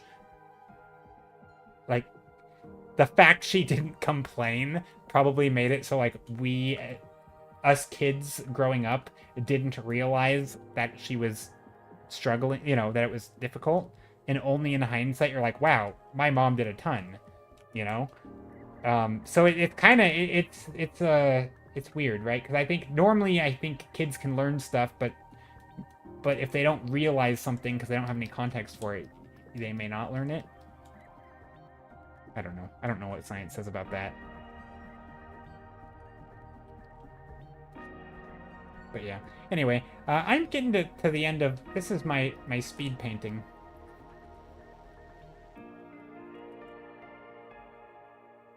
I think moms really just hide all that struggle. Yeah, probably.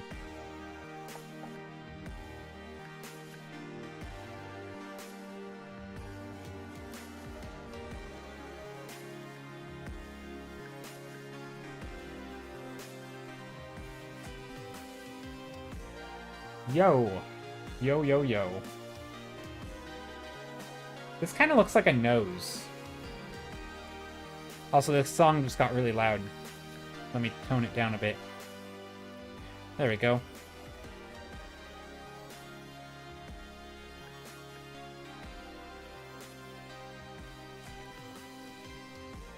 Yeah, I also heard something with parenting. I don't know how true it is, but it feels pretty true. But, like, most parents, like, it's hard to be, like, the perfect parent, right? There is no, like, perfect, because there's always going to be things you could have done better. But, like, the difference between a good parent and a great parent is, like, not that big. But, like, as long as you're not actively screwing up your child, you're probably okay. Like, you know, I think a lot of it's easy to be like, oh, my parent didn't do this, this, or this. But, like, the fact that you are able to recognize that means that you sort of have the awareness to, like, change and grow. Like, you know, maybe my parent didn't teach me X, Y, or Z, but, like, I can recognize that, and I have maybe the resources to, like, go and learn those things another way, right? Like, I don't know. I think it's okay if not, you know.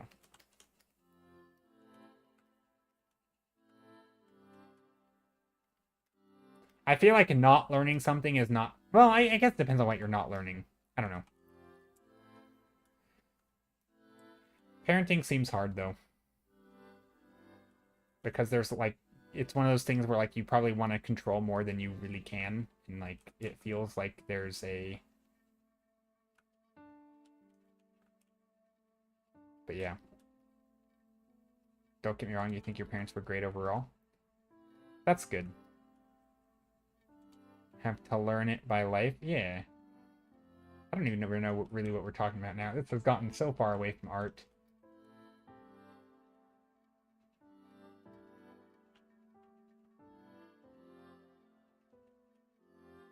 But I am just trying to add some little details here.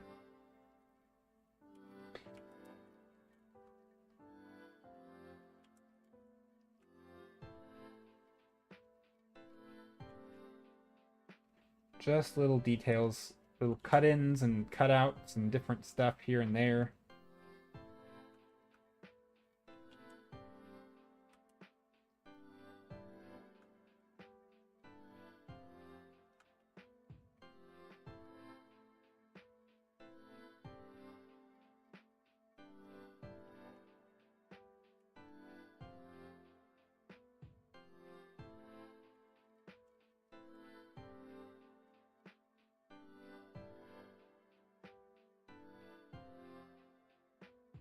Maybe this one's a little bit warmer.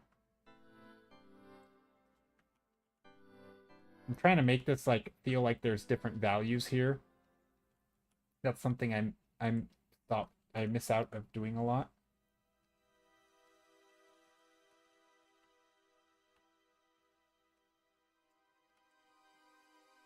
Just different values.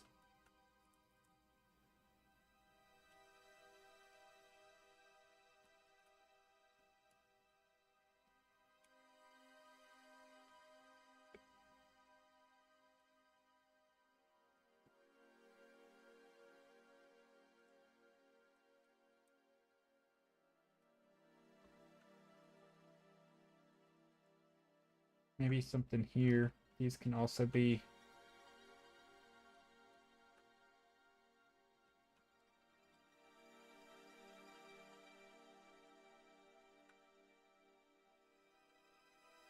something like that, maybe.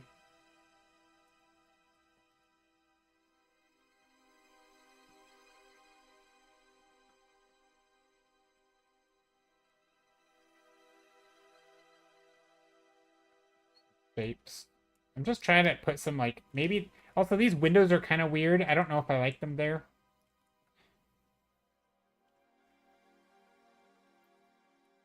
They're a little bright. And this is not bright, and it should probably be.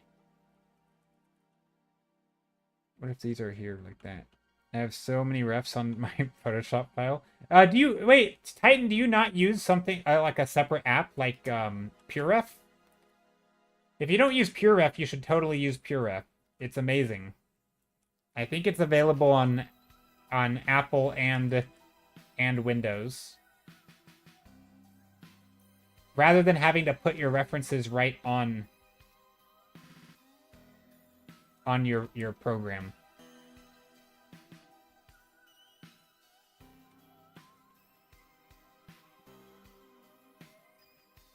I use Miro board. Okay, I don't know what that is, but it sounds probably like it's fine.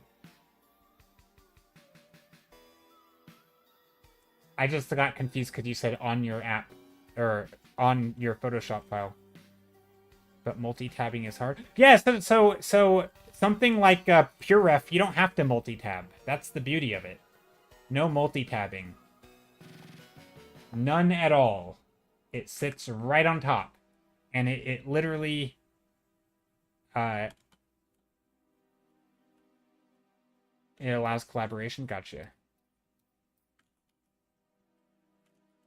Yeah, I don't know if it has a feature like PureRef, but PureRef is just super nice because it's built to sit on top, which I'm sure you can make other programs do that too. I don't know how, but, you know, it wouldn't surprise me if you could.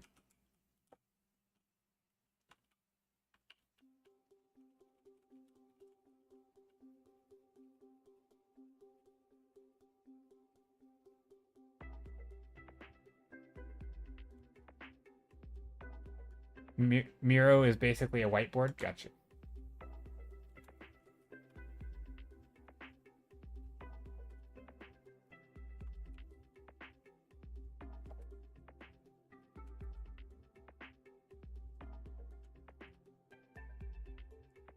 Maybe here we'll draw something on the here. We'll do like a soft light. Well, I'll think about it. For now, Miro board will be like the collection of every reference I look up. Gotcha. Yeah, I mean, I think if it's just like a Pinterest board type thing, or like a public one or a collaborative one, I think that's probably fine.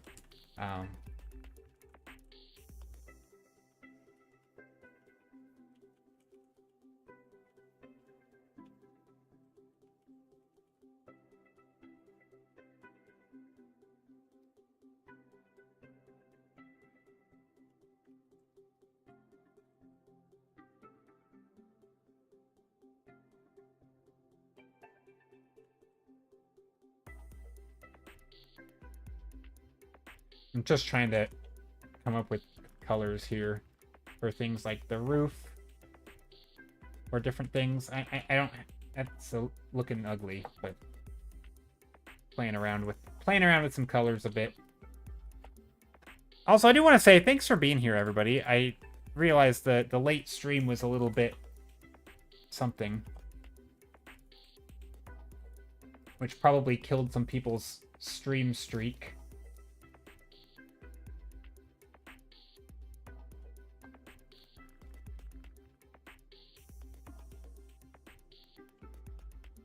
It was suggested you only have one reference board. Yeah. I mean, I think if you're doing, like, overall references, like Pinterest, and just, like, saving things that you find, versus here is a very particular project, and I'm going to get references for that one project.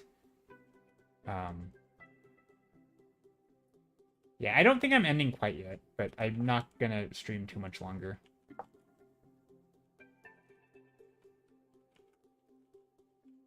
I guess I wasn't really going very fast either, but yeah, I think what I would, because like I think things like Pinterest or apparently Miro board, because I don't know much about it, but it sounds like it's good for that, what it's good for. Is your latest progress on this? Let's take a look. Ooh, I'm loving it. Lots more work on. Nice progress. I like it. I love seeing that.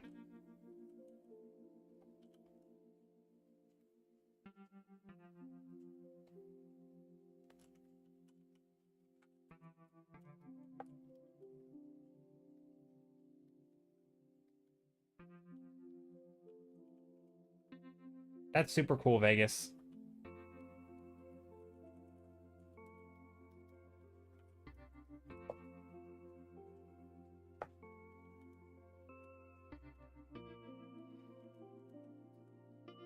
Trying to figure out what I'm doing here.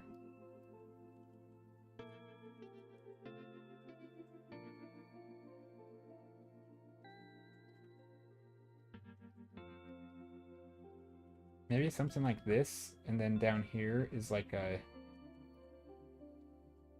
Maybe like a what do you call it?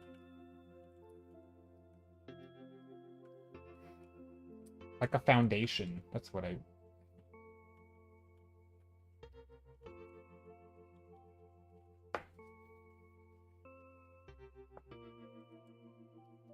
Maybe that would work.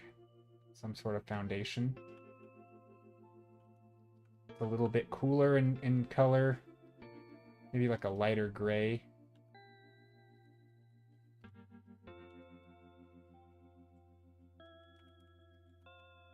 I'm just trying to do some material differences here.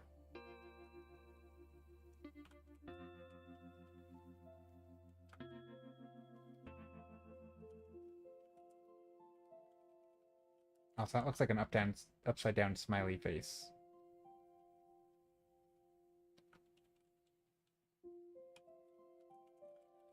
I guess that's what the 3 windows looks like. Smiley face.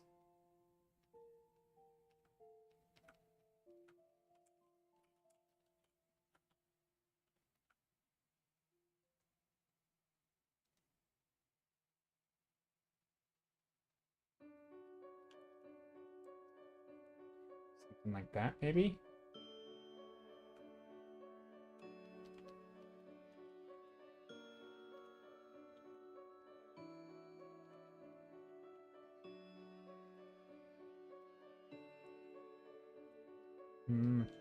I think that's better. And then this could maybe, we could get a little bit lighter down here.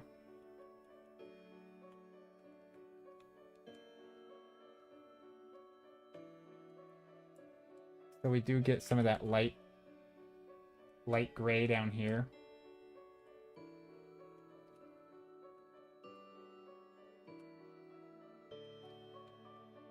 There, that'll work.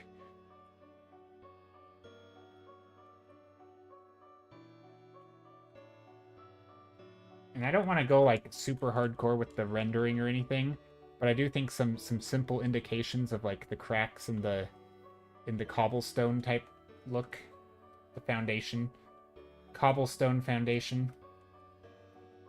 Speaking of cobblestone, I think there's a Minecraft update either coming out today or very soon. I know the Minecraft live thing was today with the golems.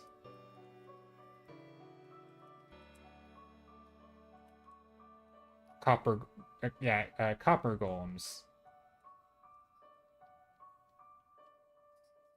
that can sort items in chests for you. That's coming out today. You don't really use Pinterest, you try to find other websites. Yeah, and you want them into Mirrorboard. Yeah, that works. I just think, is that just like a general reference board though, or do you have like individual projects within that? Because I find that I kind of have like my general board, and then I have my individual projects. So like each and every paint file that I have. So like for example, I'll show you. If I open up a file here, actually I don't know if you'll be able to see this.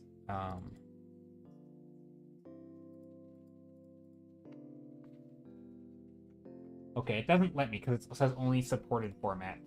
But basically, I save. So, like, if here's my file for any given painting, like this one, in this folder, which you can't see it because it's only supported formats, I will have my reference file somewhere in here. So it will be called like just ref whatever. So and it'll go with the corresponding folder. So every painting that I'm painting, each of these will have its own reference file in it. So I do that.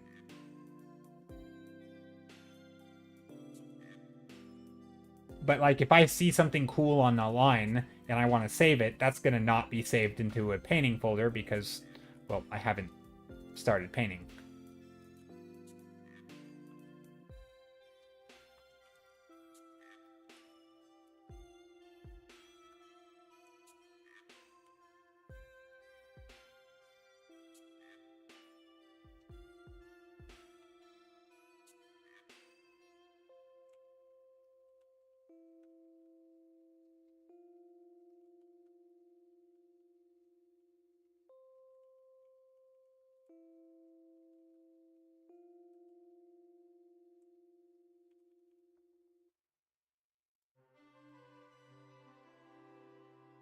Sort chest for you. What about backs? Maybe hips? Ah, yes. Yes. Minecraft sorting hips, backs, chests, all of the body parts. You need a better organization system. You have a crazy crap all over the place. I changed my method so much there is no method. Yeah, I'm pretty disorganized when it comes to that stuff. Although, stream is the one thing that I've been consistent in because I do it so often that it's just a routine at this point. And at some point I have established a system. But yeah, it's even that can be tricky.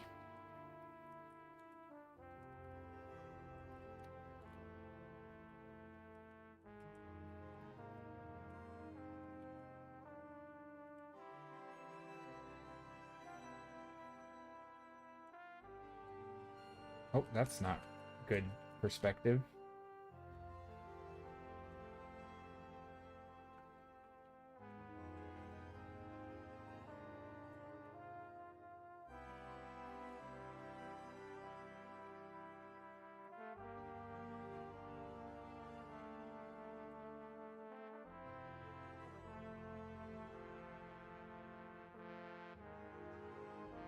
I'm trying to sketch in some perspective here to kind of make it work.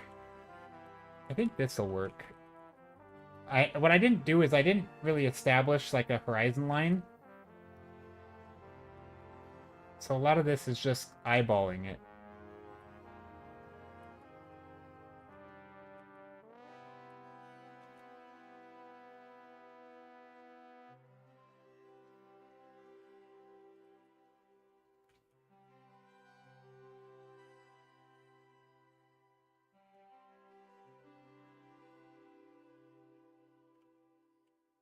I'm trying to establish these in a way because like I don't know if this angle is right. I think that's about what I want.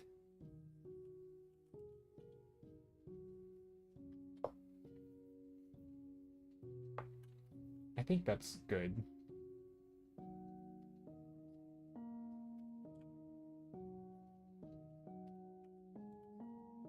Now it doesn't quite look good. I love rereading the assignment and then being completely confused. It's hurting your brain. Oh no.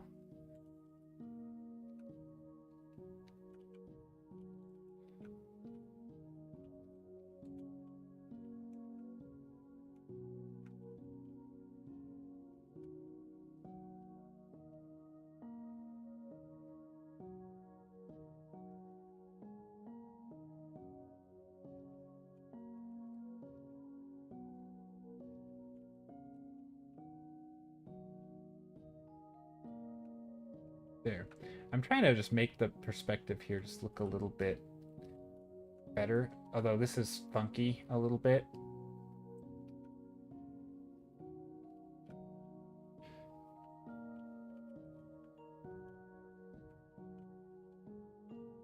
Actually, this could be like that too.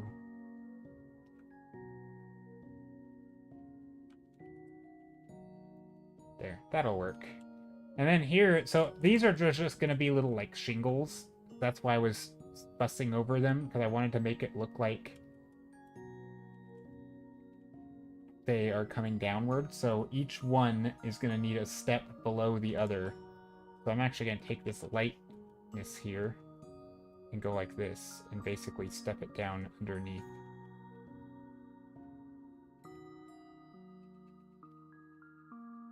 So that when I go like this, I can add these little bit of a step down. That way it just feels like there's some actual like width to this, you know? Not everything has to be perfect, but there should feel like there's some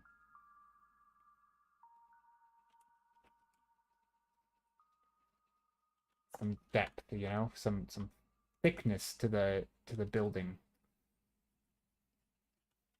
Trying to add some structural integrity to this. Same thing with like on the side here, right? This should have a side plane.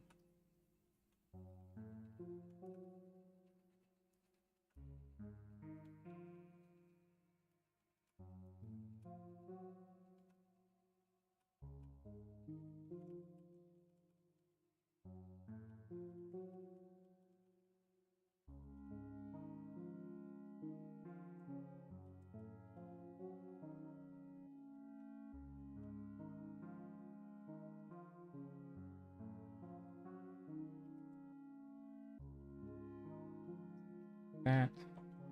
This is the underside, so it can be a little chunkier.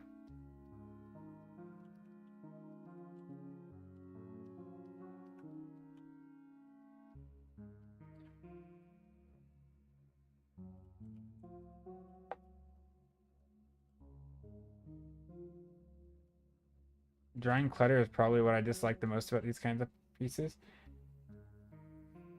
Yeah, I haven't done a lot of like super cluttery things, but I feel like drawing clutter is kind of depending. I think is the tricky part for me is I have like two modes of being when I'm drawing. I have the compositional first thing where like composition, focal point, you know, sort of the mood is intact and I know what it is and like it's all directed. There's a composition thing. But then when I do clutter, I tend to throw that way of thinking out the window and then I'm just like putting random stuff and I'm doing like little microcosms of compositions.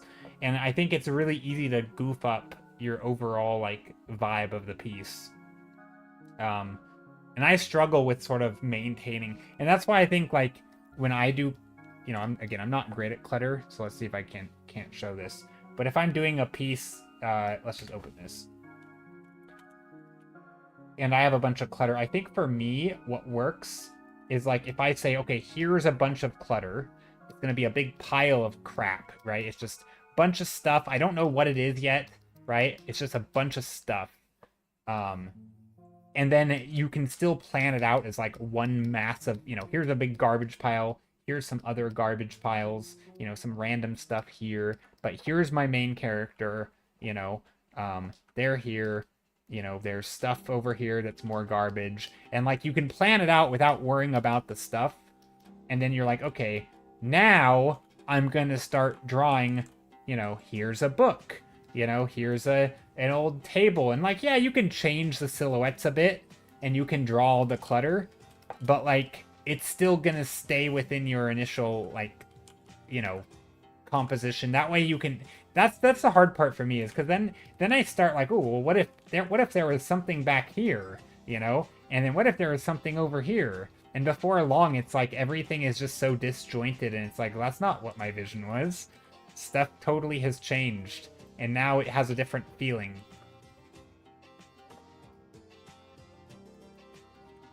So that happens sometimes. I don't know if you experience that or not. I doubt it's unique to me though.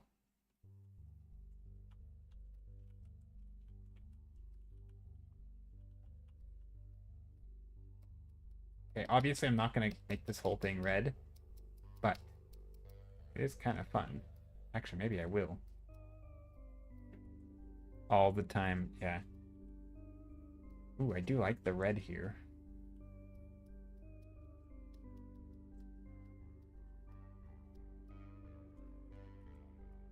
That red light.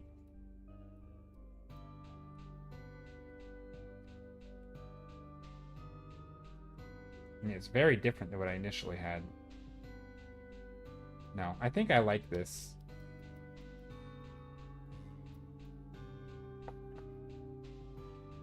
Moody. Although there is something that I like about this.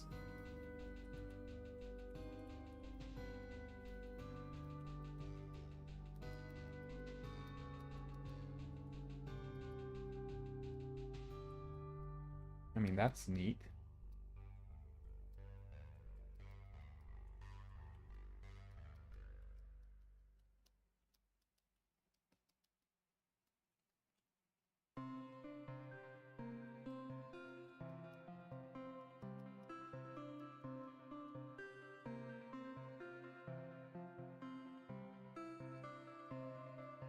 Ooh, that's kind of fun. And then what if we took like a bright white here?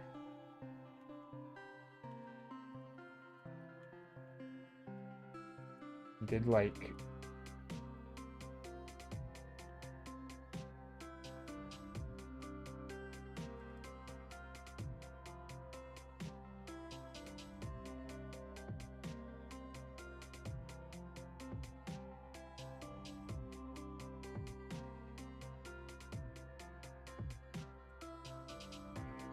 Like that, like a bright blue-white.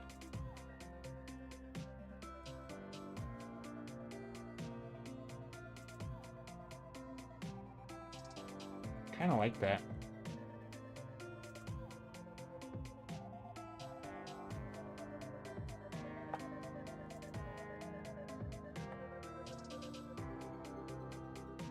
And a little bit back here. Not much, though. Just a little bit of lightness.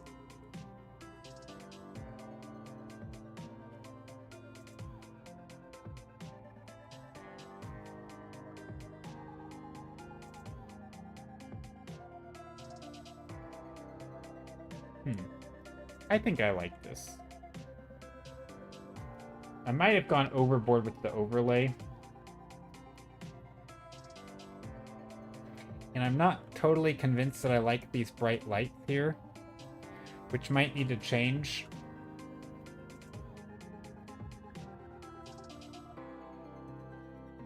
Like, why am I not lighting these things? That's what I'm not sure. Like, why am I lighting the sides of the building and not the main building? Or why am I lighting any of them? No, I think lighting these are good. I don't know.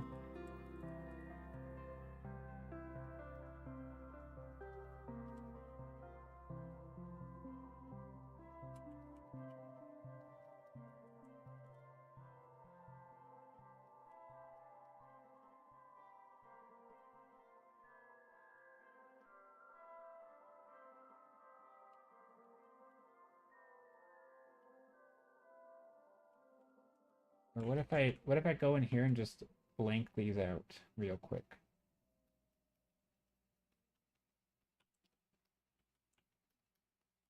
I mean, that's gotta be better, right? Yeah, let's do that. Sorry, I realized I wasn't talking much. That's what happens when I had a long day, long and stressful day, but I think today's stream's been good. Hopefully it didn't come across hopefully the stress didn't come across in the stream itself. It's been much more of a chill stream, I think. Just me trying to cruise through a painting.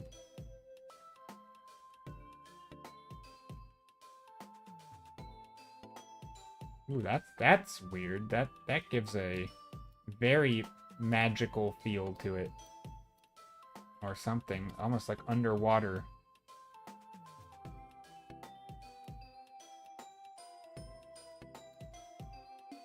Very magical.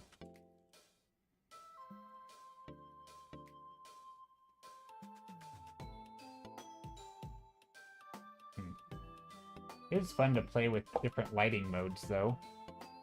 I will say.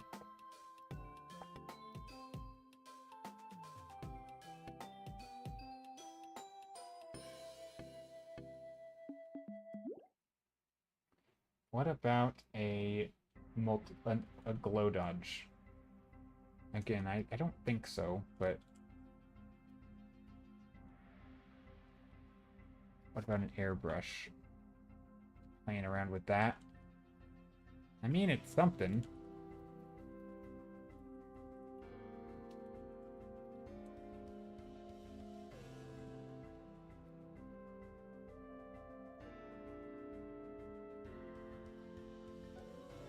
I don't think I want to go too hard on that lighting. I think just enough though, just a little bit in the foreground, a little bit on these.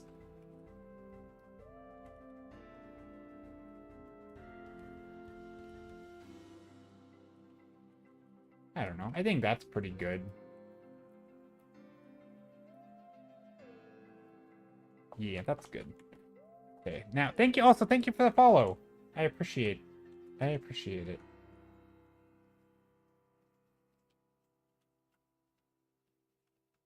Okay, we're just gonna go back in here and we're gonna put some little shapes.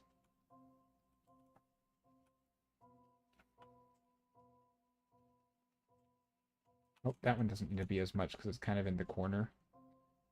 And I don't actually want it to be as much.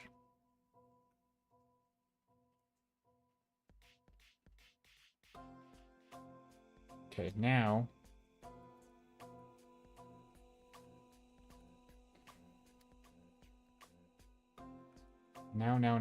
now what?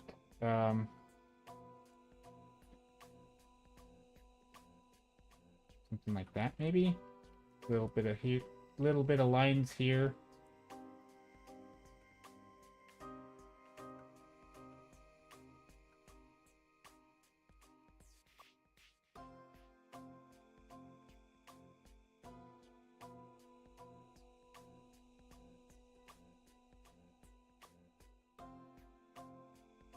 Something like that, maybe.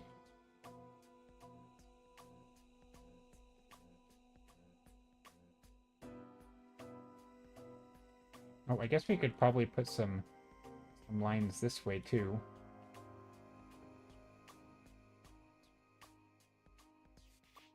In the shadows. I'm mostly going to put the lines in the shadows because the light is not the interesting part. Most of my... I guess, I mean, kind of is, some of it. Most of my detail, though, is in the light, or is in the shadows. And then this, I think we can still go outward a bit. I want it to bump out and feel like it's...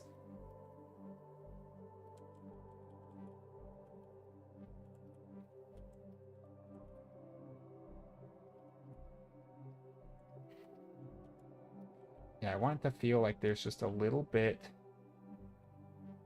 of a ledge here.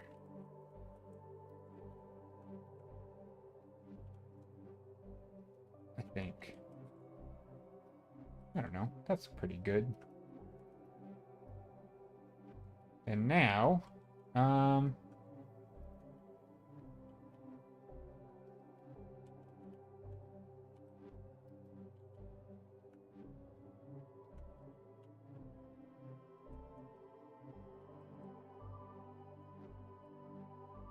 trying to think about how to do this with like maybe smoke. I don't know. We could do a little smoke here.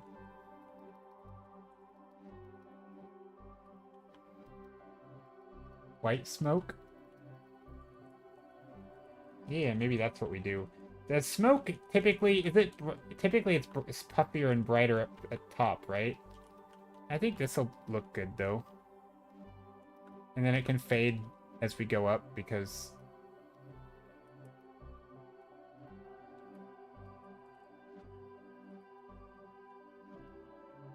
there, these people are really cooking something. They got a lot of chimney going on. Two smokes.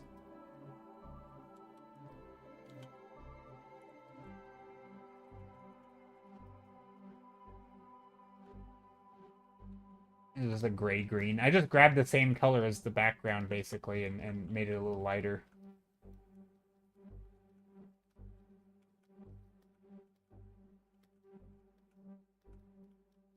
And then some of the stuff back here can be a little softer.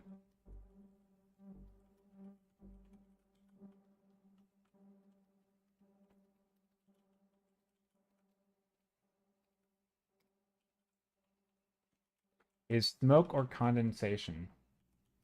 I think it's smoke. It could be condensation. I don't know what they're smoking in there. What they're brewing, what they're cooking. It could just be like water vapor. But I think it's reasonable if you have two big chimneys on the interior like this that whatever you're cooking is from smoke. Burning wood. They're also kind of it has like log cabin vibes. Cooking a feast. Yeah. I think it's smoke.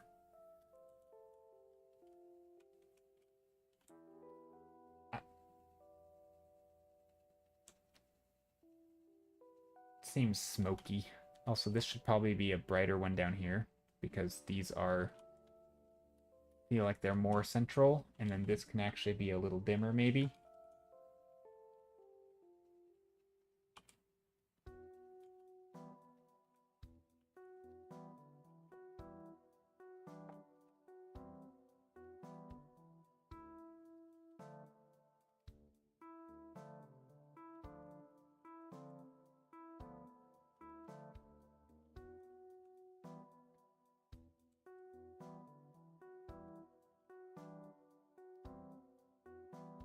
I want some. What on earth have they been smoking? I don't know. No idea. They could be smoking lots of things.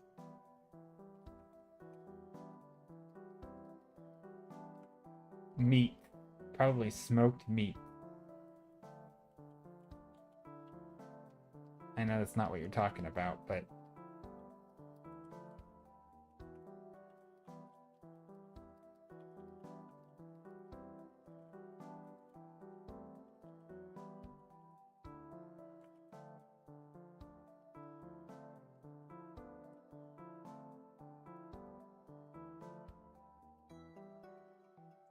I'm just putting lots of little chicken scratchy marks in here, trying little puff balls of texture and color. Because there's all these little bright spots down here, and I think it'd be neat to have little speckles of, like, light of just things. Maybe they're flowers, maybe it's plants. Anywhere that the light would be. So basically like, if this is the light on the ground, I'm going to put the light stuff slightly above it, right? As if it's like things sticking up into the sky. So I'm putting little bright spots in here. But not too, like, I'm trying to make the brushstrokes kind of chunky, though. I because this is, like, not super focal point, right? This isn't, like, the main thing. But it is, like, I want it to catch your attention, right? At least a little bit.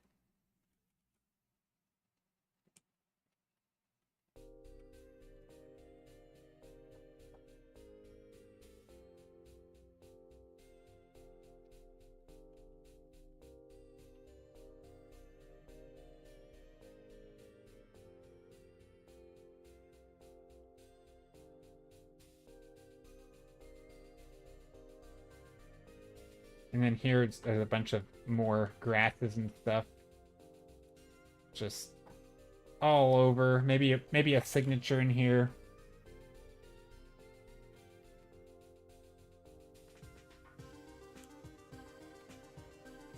And then maybe there's some texture and stuff going in there. I don't know. I don't think we need too much texture in here.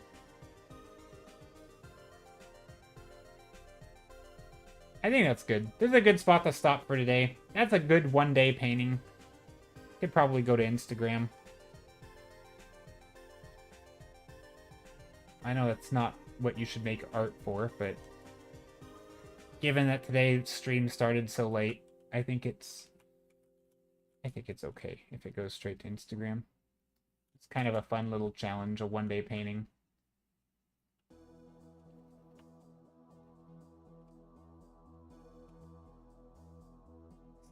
Yeah, that was good. Yeah, it's fun. I like the colors. The colors are nice. There's a neat vibe with it. I think I could have done something with, like, some greens in here, though. I want to take a break, too. Breaks are good.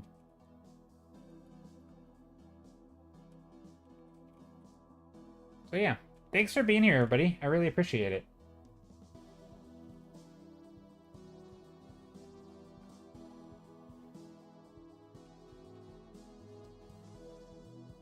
Keep pushing 15 minutes later. Sometimes I do that. I say I'm going to end and then I keep on streaming for 15 minutes or for 20 minutes. This one you like a lot? Yeah, I like this one a lot too. I thought it turned out pretty good. All right. Thanks for being here. I am going to end stream. Good spot to stop. Yeah. Thanks for being here. See ya Monday. I don't think I'm gonna watch videos tomorrow. I think I did that last week, right? Yeah. So no videos on YouTube or in Discord tomorrow. But I do have a Discord. Here is the Discord. If anybody would like to join, I will put the link right there in chat. See ya, nice painting. Thanks. But yeah, thanks for being here. See ya Monday. Take care, and